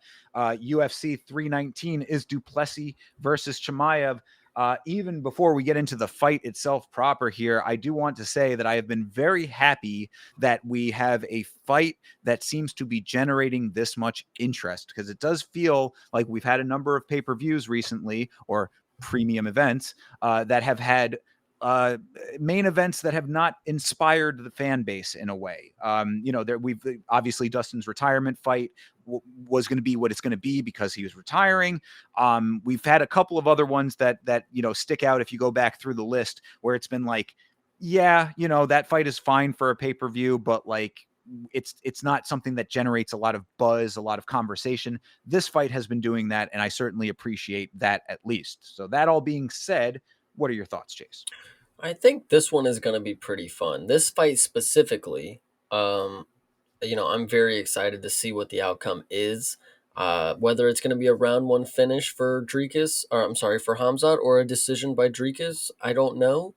I genuinely think I'm flipping sides towards the week coming. I think Hamzat is going to be my pick, but we still have a lot of unanswered questions for him. And I think DDP has answered more questions than he has left unanswered. And I think maybe I just have to ride with my boy, and DDP decision is the thing that's good. But we'll see. Yeah, I mean, obviously, the conventional wisdom says that Hamzat in round one and the first half of round two is going to go full steam ahead, full bore. He's obviously I talk about fast starters in this sport. I think that Hamzat is the fastest. So, you've seen the results that come from that. I have been saying this week that I believe that if there is any fighter who has the ability to navigate that, it would be Dricus. Dricus has been a fighter that, with his odd, unorthodox style, has been counted out a lot in his career before he was the champion. And now, as the champion, has proven that whether or not it's technically pretty, he has the ability to navigate a fight in an effective manner that gets him to the victory. That all being said, can Hamzat negate that just by being as great as he is? There is potential for that. And I mean, I'm not saying that they're at all on the same plane currently, but I have referenced several times how disappointed I was with Rob Whittaker in his fight with Hamzat. Can he do something like that against Dricus? I would say probably not, but there's always a chance that that could happen. So, I mean, being on the fence about this, I would say that I'm probably maybe in like the 60-40 camp in thinking that Dricus is going to be able to overcome everything, but that's how close that it is. You know what I mean? Like, it's not a dead 50-50, but like I'm only slightly confident in Dricus being able to pull it off because Hamzat is who he is and does what he does.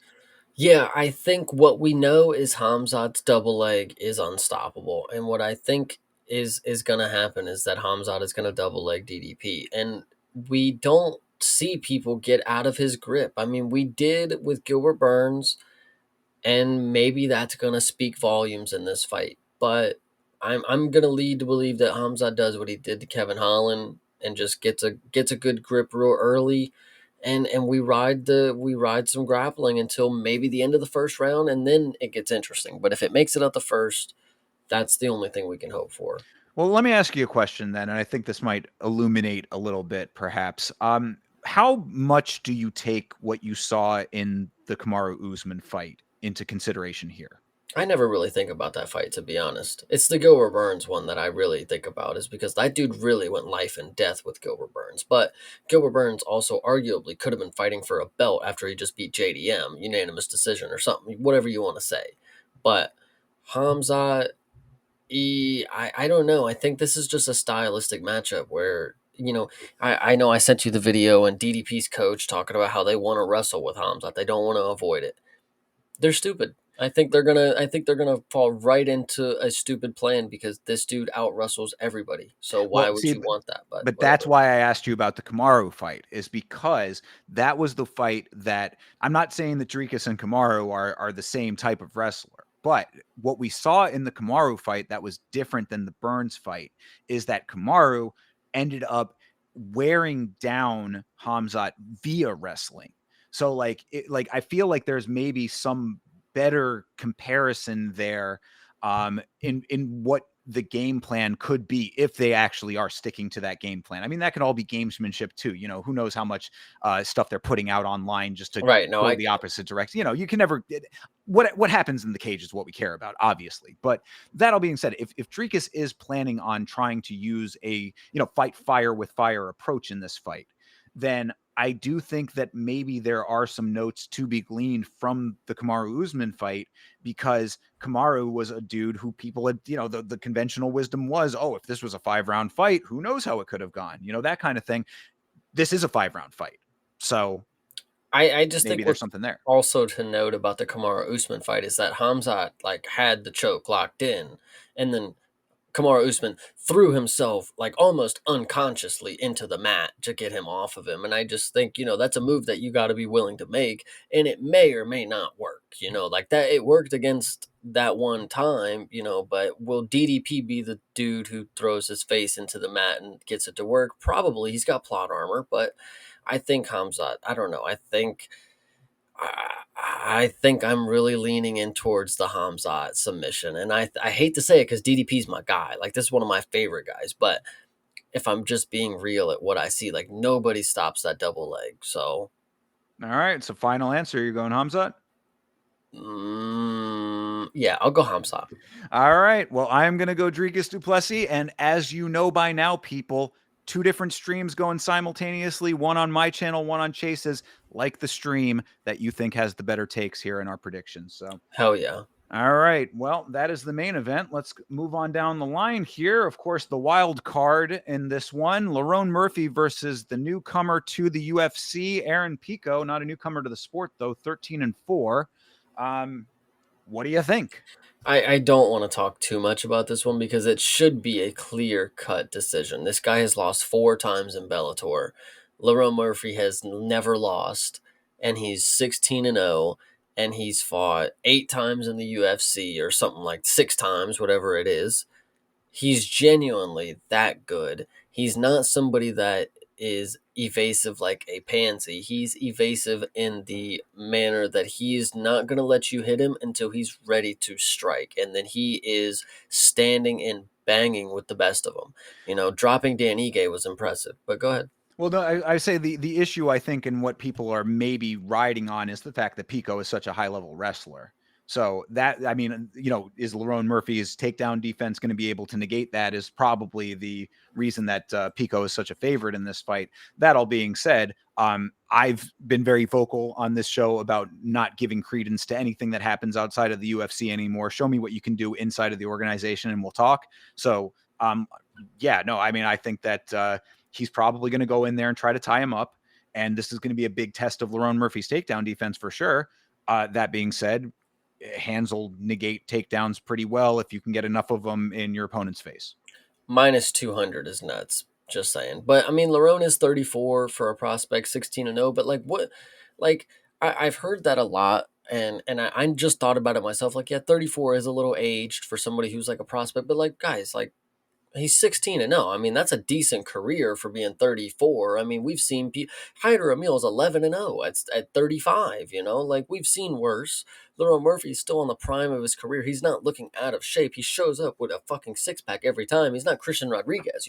We could go on for days, but like, minus 200 for Aaron Pico, just no way. Just no way. Yeah, I mean, 34 is like champion age. You know what I mean? Like this is like It's prime age. I mean, right at the end of it, yeah. but Well, I don't know. I think people put a little bit too much stock into the number. To me, that's like, yeah, if you're getting into like the 38s, then okay. But like, I think that anywhere between 32 and 36 is like sort of its own little category. And to me, like, I don't take the exact, like, because you mean to tell me then that if you saw the number 32, then all of a sudden this conversation is completely different. It's, to me, it just doesn't equate. No, but I would be a little more confident that he would never get finished by this dude if he was 32. I mean, you should be more confident in the fact that he's coming in out of Bellator. I mean, I agree. I mean, he's not that great of a prospect if he's in Bellator and he's getting finished by people. But I digress. Lerone Murphy is the clear cut decision on this one. He will win.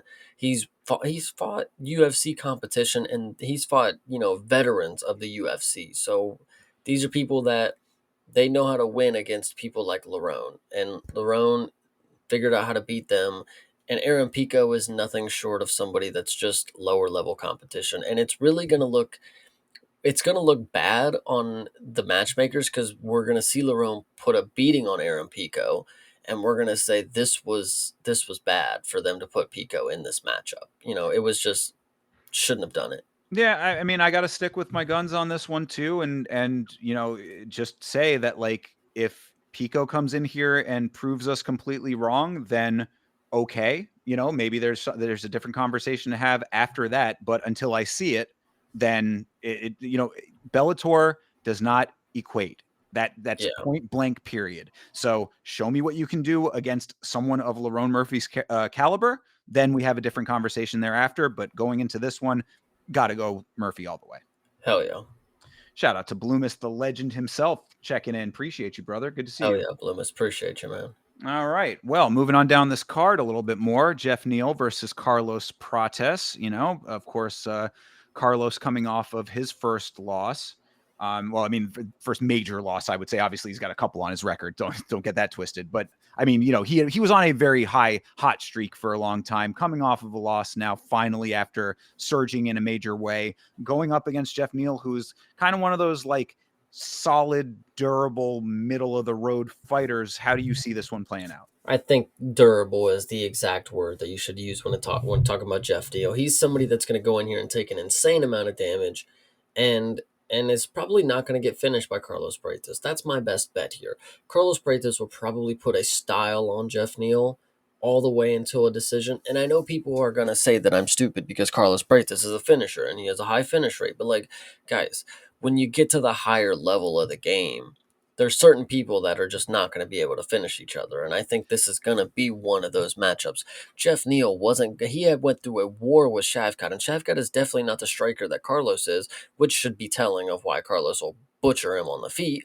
But he was able to go to war with Shavkat, and the only way he was able to get put out was by a submission.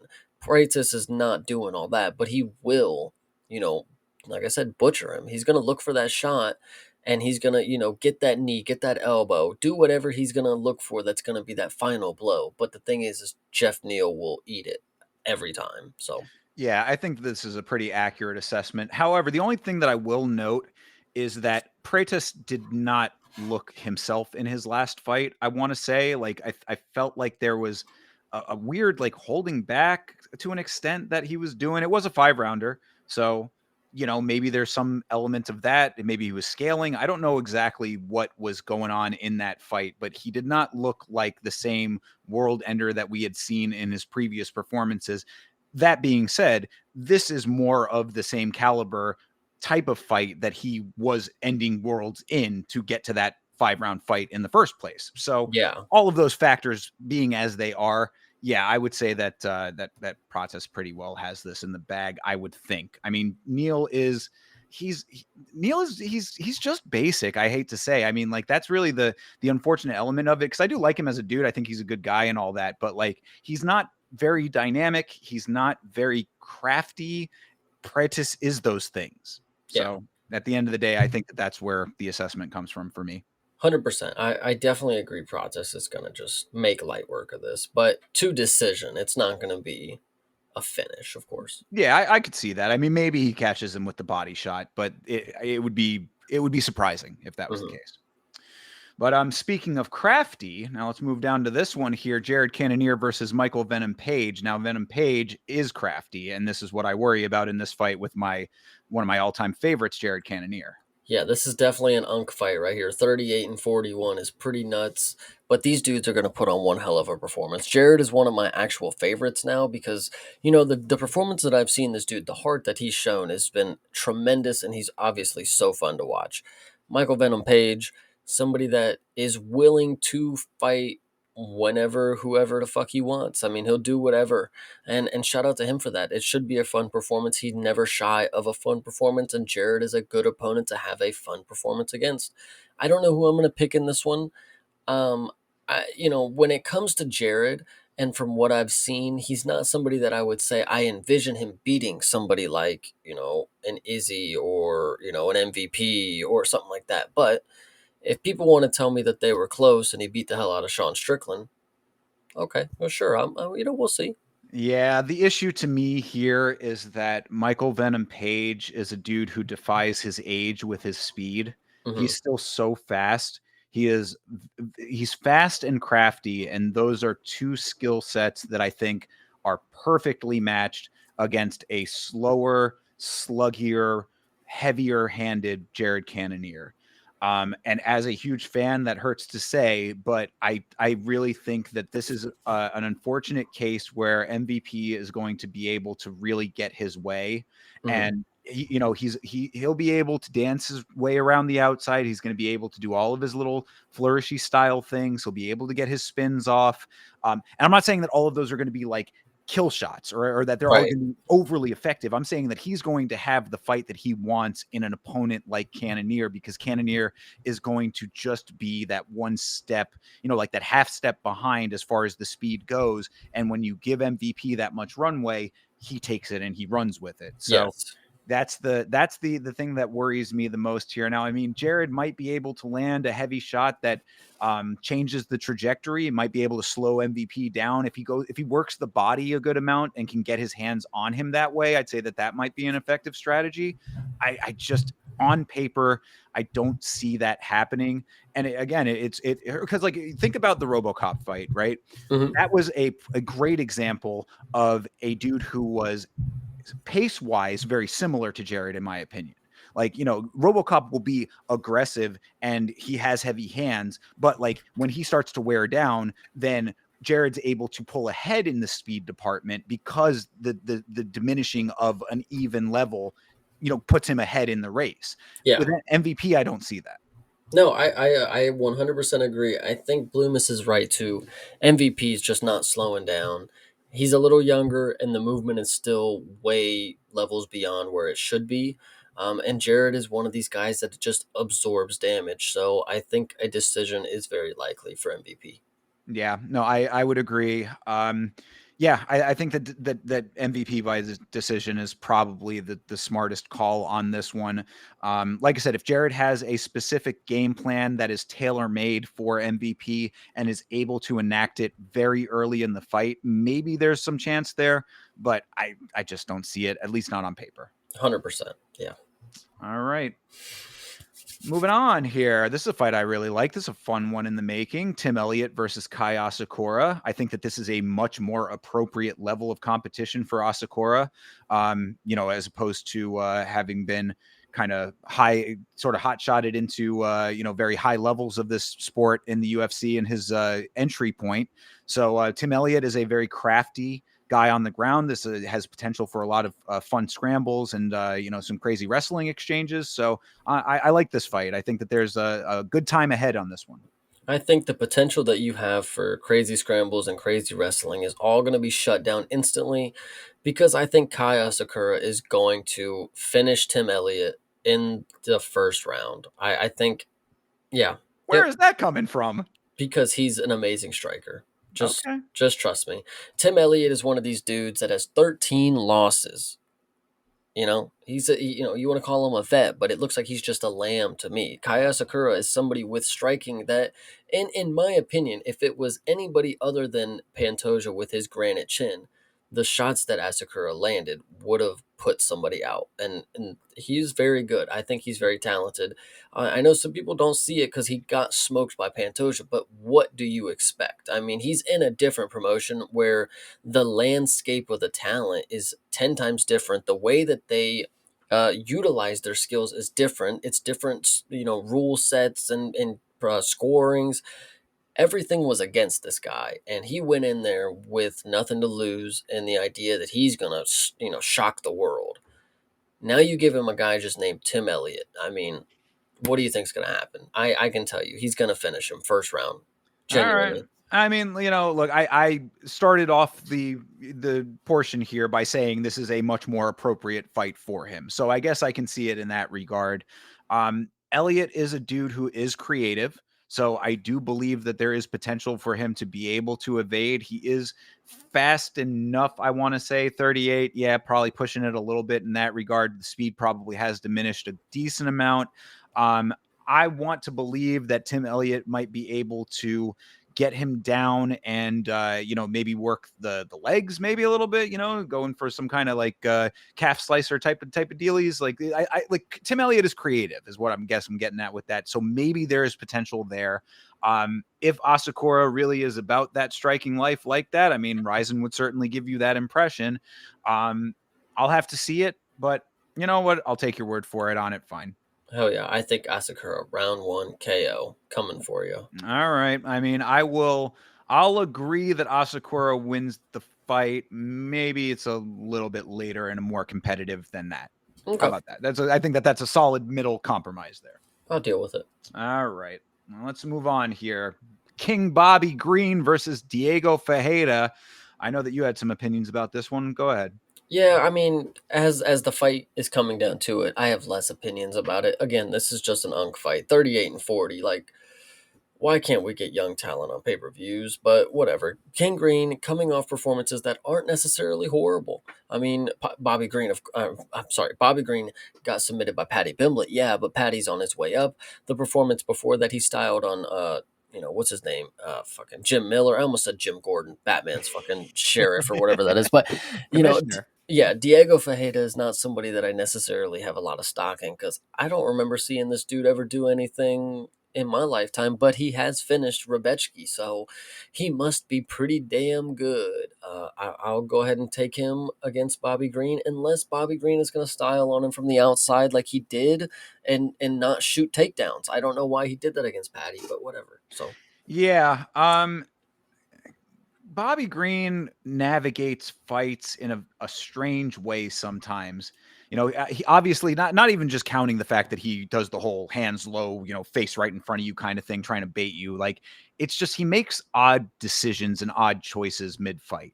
mhm. And that's the thing that I worry about with him because I'm a fan. I do think that that he's an effective striker when he's in his rhythm. The Jim Miller fight is a great example of that. When he's able to enact the game plan, it goes off without a hitch. If there's a curveball in there, then it can go sideways very, very quickly. And also, we've seen Bobby Green get knocked out pretty brutally, a couple of times at this point.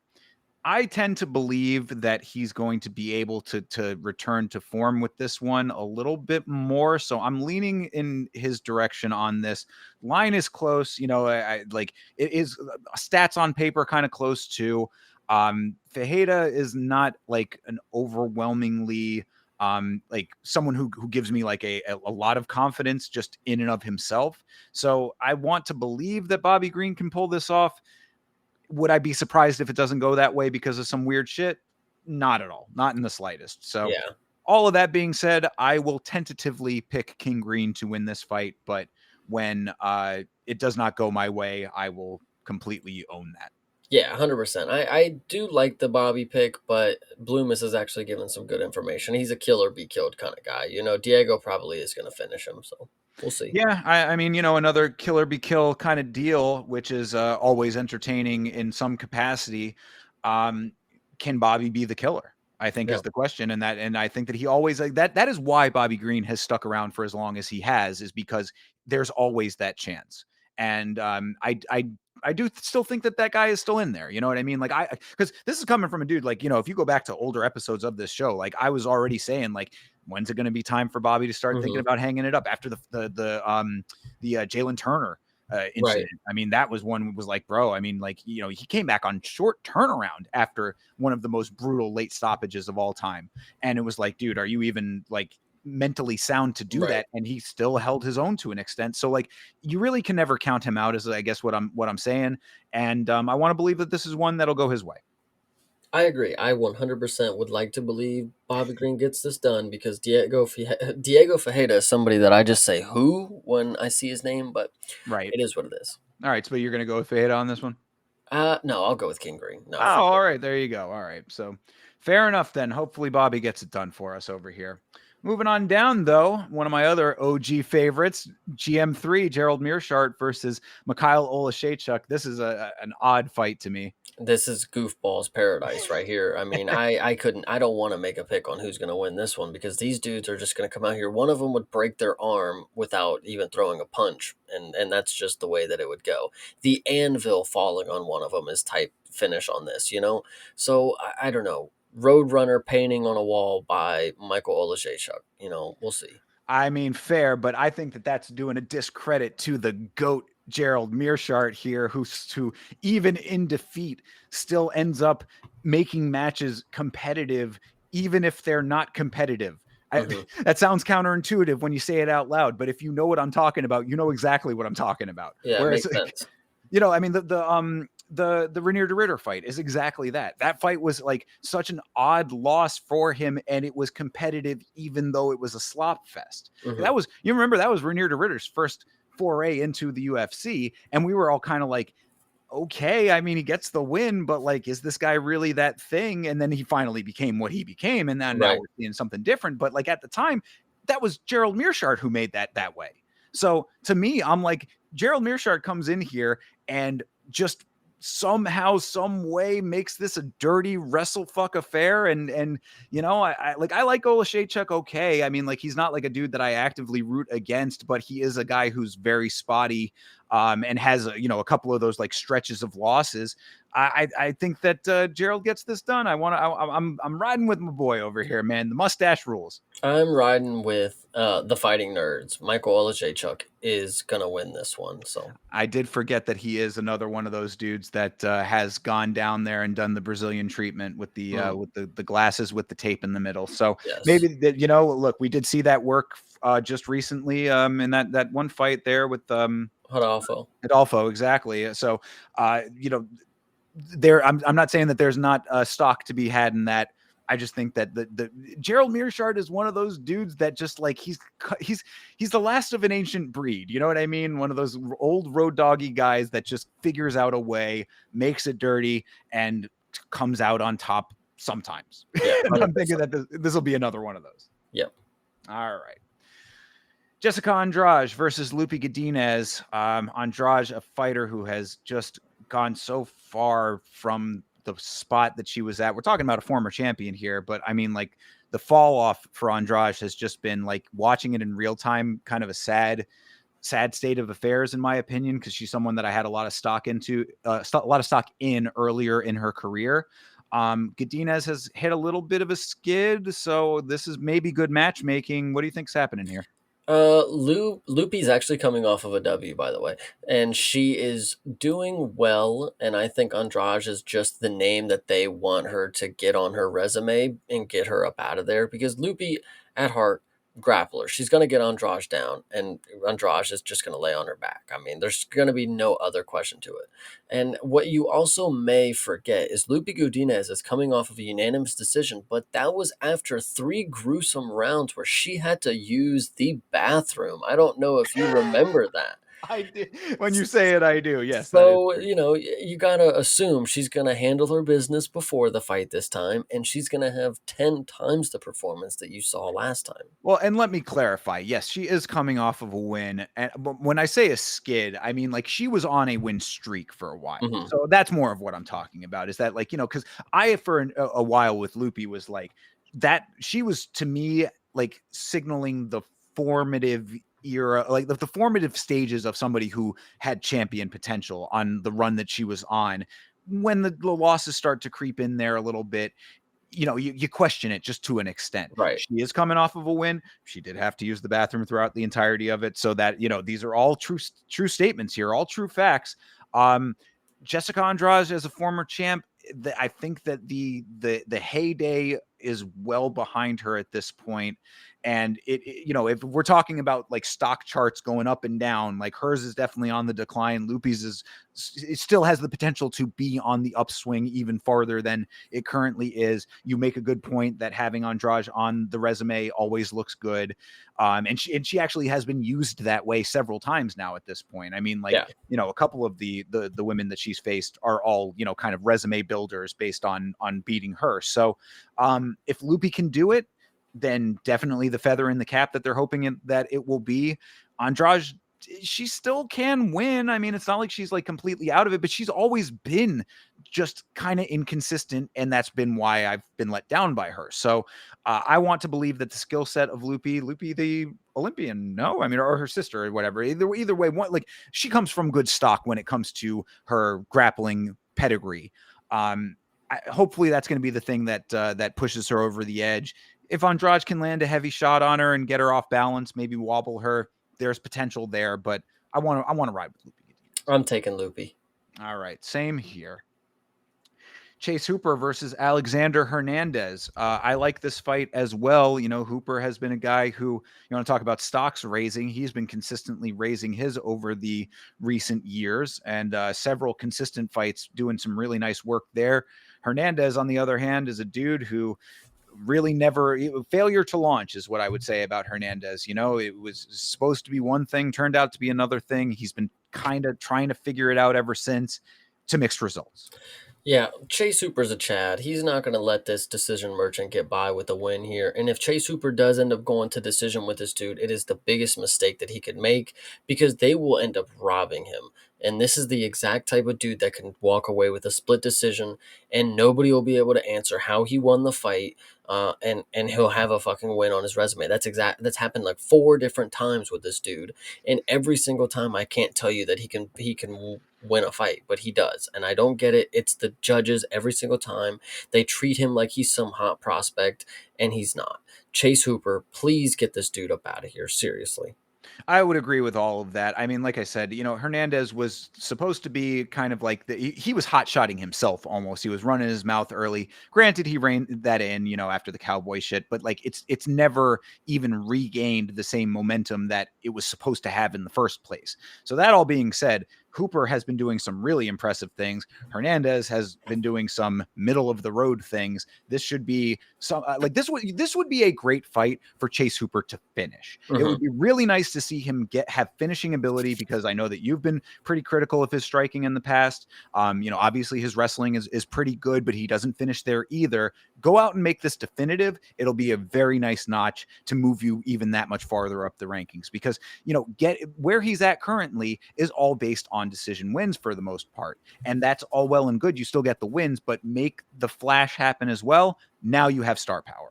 100%. I agree. I would love for him to finish this, and on the feet would be awesome. But we will definitely see. Hernandez is he's a little more durable than I would think somebody to get finished. I was just going to say that to that point. Yeah, he does have a decent chin. He can take a shot for sure. So it's going to And be he shoots when he's in trouble. So exactly. So yeah, I mean, it's going to be a little bit of a tall order for that to happen, but either way, by hook or by crook, make the finish happen, and this is going to be a really nice highlight, because you need the highlights at this yeah, point in his career. Chase Hooper, highlights are what he should be hunting a little bit, at least to an extent. You know what I mean? hell yeah. Always get the finish, but a highlight certainly does not hurt. Yep. All right, well, get it done, Chase. Moving on down to the prelims. Yeah, I mean, who was? I think it was Bloomis who was saying that it's kind of wild seeing the name Edson Barbosa on the prelims. But if there was ever a marquee prelim fight, this is certainly it. And I love this fight. This is Edson Barbosa versus Drakkar Klose. Drakkar Klose's only detriment is the fact that he's been so inactive. But I mean, this dude is really legitimately pretty good. And he's had his moments where it hasn't gone his way, but I think that there's a lot more to him than he has like allowed himself to express by being inactive. But Barbosa is a veteran of the game and a dude who seems to be aging in reverse. Yeah, I think Barbosa is somebody that I was tricked by originally because I thought he was a lot younger. He was very impressive in the Yusuf Zalal performance. Not Zalal, I'm sorry, Sadiq Yusuf, excuse me. Very impressive in that performance. And I don't know, Drakkar Close being 37 doesn't actually give me much hope for him because he did have a good win streak, and then he got finished by Yoel Alvarez. But I don't know. I would like to believe that his winning skill set should be able to shine through here, because he's been doing it at an old age decently long enough, and he's not active where it's like he's got just momentum in his role. He just knows how to win on the scorecards. So I think he'll be able to go ahead and do that against Edson Barbosa. Yeah, I mean his wrestling is pretty solid. If he leans on that and can get Barbosa down at this stage in Barbosa's career, I do think that there's potential for that to be a deciding factor. More so than it might have been in years past, I would say. On the feet, Barbosa is extremely technically proficient, but also he's a little rigid. I think that Jakar Klose's movement is probably going to be more in his favor, even at 37 versus 39. I still think that he's going to be the more active, lighter on his feet fighter. So if he's able to cut at odd angles, try to go for takedowns that are a little bit untelegraphed, do it in a way that's a little bit catching Barbosa off guard. There's some potential there. If it stays on the feet, I would say Barbosa has his best shot in that. But even within that, I would be slightly skeptical. I mean, Barbosa just does seem like another one of these guys that, even though he is still not completely out of the game, it's his time has kind of passed a little bit, and Drakkar Klose is a little bit more solidly rooted currently to get a win. 100%. Yeah, I agree. I'm taking Jakar. Yeah, I mean, it hurts my feelings to have to say that. I yeah, I will too, though. I will too. I always think back to the Lerone Murphy fight when it comes to Edson Barbosa, and just how much that fight made me inspired by Lerone Murphy, and that in this fight kind of signals the opposite direction. You know what I mean? Like it's Yeah. like you got one guy who really like rose his stock tremendously off of that. You've got an older guy who's probably closer to the tail end of his career at this point. You gotta go with the logic on that one. No, I agree with you. Yeah, Jakar, I just hope you get it done and don't make me look stupid. Yeah, same. And I wouldn't be mad at it though, because I am a fan of Edson Barbosa for a long time. So, he will always have one of the best knockouts in history. Hell yeah. You know. All right, moving on. Why is Brian Battle this far down on the card? I wonder. But Brian Battle versus Nursultan Ruzaboev. This seems like it could be a main card fight easily. It definitely could be if it was any other card, I guess. I mean, I think there's still some shuffling around to be done, because I don't think they're going to open the card with the tough guys, but I could be wrong. But this one here is interesting. I don't know who I want to side with, but I'm not necessarily somebody who loves Brian Battle. Like, Brian Battle is good, but not somebody that I've necessarily fallen in love with. But Ruzaboev, I've been rooting for him since I've seen him join the UFC, so I think I'm going to put my eggs in his basket this time. All right, I'm with that. I am more of a fan of Brian Battle, I would say. I've been following his career since Tough. I think that he has a solid view, like outlook on the sport, and I think that he conducts himself pretty well outside of the cage, but that does not matter inside of the cage. Inside of the cage, I think that there have been a couple of times where the armor has shown itself to have cracks in it. So a fighter like Ruzaboev could be the guy to exploit that. I do think that he is a very tough guy, though, and I Mhm. think that he might be able to out tough Ruzaboev, if that makes sense. Um, Ruzaboev, not somebody who specifically jumps out to me as like the most technically savvy guy. Like, I mean, he's not. I'm Yeah. not saying he's bad or anything like that, but like, I like he's not somebody that I'm like, oh, well, he can go in and just like pull off a takedown, and then all of a sudden, Battle's never going to see it coming. Like, I would think that Ruzaboev is probably going to be clinching a ton in this fight, trying to neutralize the movement of Brian Battle, neutralize the striking, and then maybe get the takedown after that. That would at least be what like my thought process is. So if that's the case, then I will go with Brian Battle based on the fact that I think that he can overcome that. If Ruzaboev proves me wrong with some stuff that I'm not anticipating, that wouldn't be out of left field. I think that there's maybe more that could be in the bag of tricks than I'm giving him credit for. Yeah, we will definitely see. I mean, Ruzabov's only loss as of right now that was, something to take note was against Joaquin Buckley, and he went up to challenge, Kamaru Usman.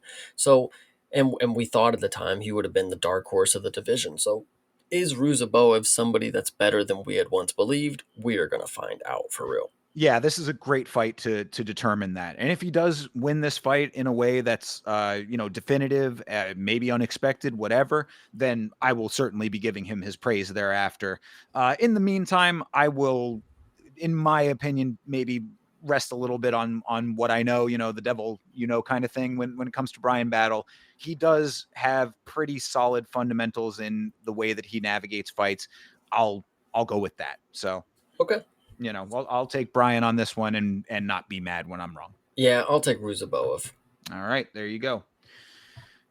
And to round out the known fighters already in the organization, Carini Silva versus Diani Barbosa. Really don't care too much about this fight. Do you have an opinion? I think Karini's going to win because she's actually a decent prospect who's been on the way up. Dione Barbosa is just another Brazilian girl, so whatever. All right, I'll go with that. I mean, I really I know both of them. I've seen both of them fight. Neither of them has given me much of an impression that there's something more to latch on to. I've seen both of them lose. I've seen both of them win at this point. Somebody go out there and impress me, and I'll have an opinion thereafter. Yes, I agree. So yeah, I mean, I'll go with Carini Silva. Why not? Hell yeah. All right, and then when it comes to the two finals of the Ultimate Fighter, we've got Alibi Idris versus Joseph Morales. Joseph Morales, of course, the former UFC fighter who's coming back for a second go of it. And they have no picture for him. Hilarious. They've got no picture for either guys. Yeah, but yeah, you're right. Morales, you'd think might have had a picture, but of course, ESPN, they don't go that far back. Right. But and then in the other fight, it's Rodrigo says Nando. And then we're going to find out tomorrow night who he's going to be fighting. So, I mean, at least for the one fight that we do know about, I know that you're a big Alibi fan. Do you think that what you saw from Joseph Morales in the last episode changes your mind at all? No, because Joseph Morales shouldn't have even won that fight. I thought that was slight robbery. I thought, what was his name? Emanol. Emanol. I thought he definitely won that fight, and Joseph Morales is just gonna lose to Alibi. That's the unfortunate case here. Is Alibi is 10 times better. He's younger. He's more hungry. He's a champion from another promotion, and he's making his jump over in a very realistic way to start his career. Now we unfortunately know that the tough people are not the cream of the crop, but Alibi still has possibilities here. He's still undefeated. He's still young. Potential is endless. Joseph Morales, though, we've already seen that he couldn't even compete back then. What are we expecting now when the game is more evolved? So Yeah, I think most of that tracks. I mean, you're definitely like on this tip of like the tough guys being like a lesser class. I would say that the tough they are now. I mean, name somebody that is more recently somebody that's like higher level that's come from tough. Yeah, I mean, that is true. Like the older class of tough fighters certainly have had more success. But my point with saying that is that like when it comes to the Ultimate Fighter, you're basically just getting an extended version of the Contender series. So you're seeing It's like different, we're dude. seeing the early stages of some of these guys. So like Alibi could be one of those guys. I thought Emanol was going to win it. Honestly, what my note was going to be is that I really was hoping that Alibi versus Emanol was going to be the finale because I thought that was going to be the most entertaining fight we could have gotten. So this being the fight that we are getting, yeah, we could be seeing Alibi starting out, the earlier stages of a promising career. My point, I guess, is just that I wouldn't count them out as like a lesser class when it's this type of fighter. Like maybe the second try guys, you have more of a case there because it is like, yeah, they're coming back, trying again to regain glory and mixed results to that. But when it comes to some of these the like fresher crop of guys that are like at that early stage, then we're still seeing what they're potentially going to blossom into over time. So hopefully Alibi is one of those guys. No, 100%. I agree. And as far as the other fight goes, we saw Rodrigo a couple of times now. I want to say that Rodrigo is a tough fighter who, no pun intended there, you know, a gritty fighter who I believe has like elements of his game that should be able to be beaten. It's just not by the guys that he's been fighting currently. We're gonna have to see who ends up winning the fight tomorrow night. Of course, I believe that that's Dixon versus Dixes and Daniil. yeah, and Daniil, yeah, the Ukrainian that who has been my dark horse champion for this whole thing. So I am rooting for the Ukrainian Daniil. I have Um, Dixon, honestly. I mean, I wouldn't be surprised you know, but we'll see because honestly, I thought that Jeff, the you know the other American guy was somebody who we might have seen getting the victory, and he ended up not being able to do that. Mhm. So that being said, whoever ends up winning that fight, do they have a good shot against Rodrigo? Hard to say. Probably. I Yeah. think Dixon does a Okay. lot. All I right. think if he wins against Daniil, he will win the finals. All right. Well, then there you have it. I'm rooting for Daniil, and I hope that he's able to do it. Does he have a shot against Rodrigo? If he wins against Dixon, then yeah, I would say so.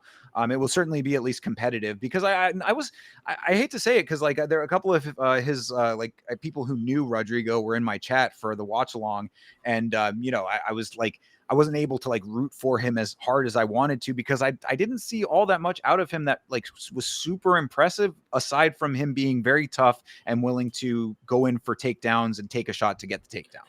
I think if Dixon wins, he will beat Rodrigo. If Daniil beats Dixon, I think he will lose to Rodrigo. That is my assessment right there.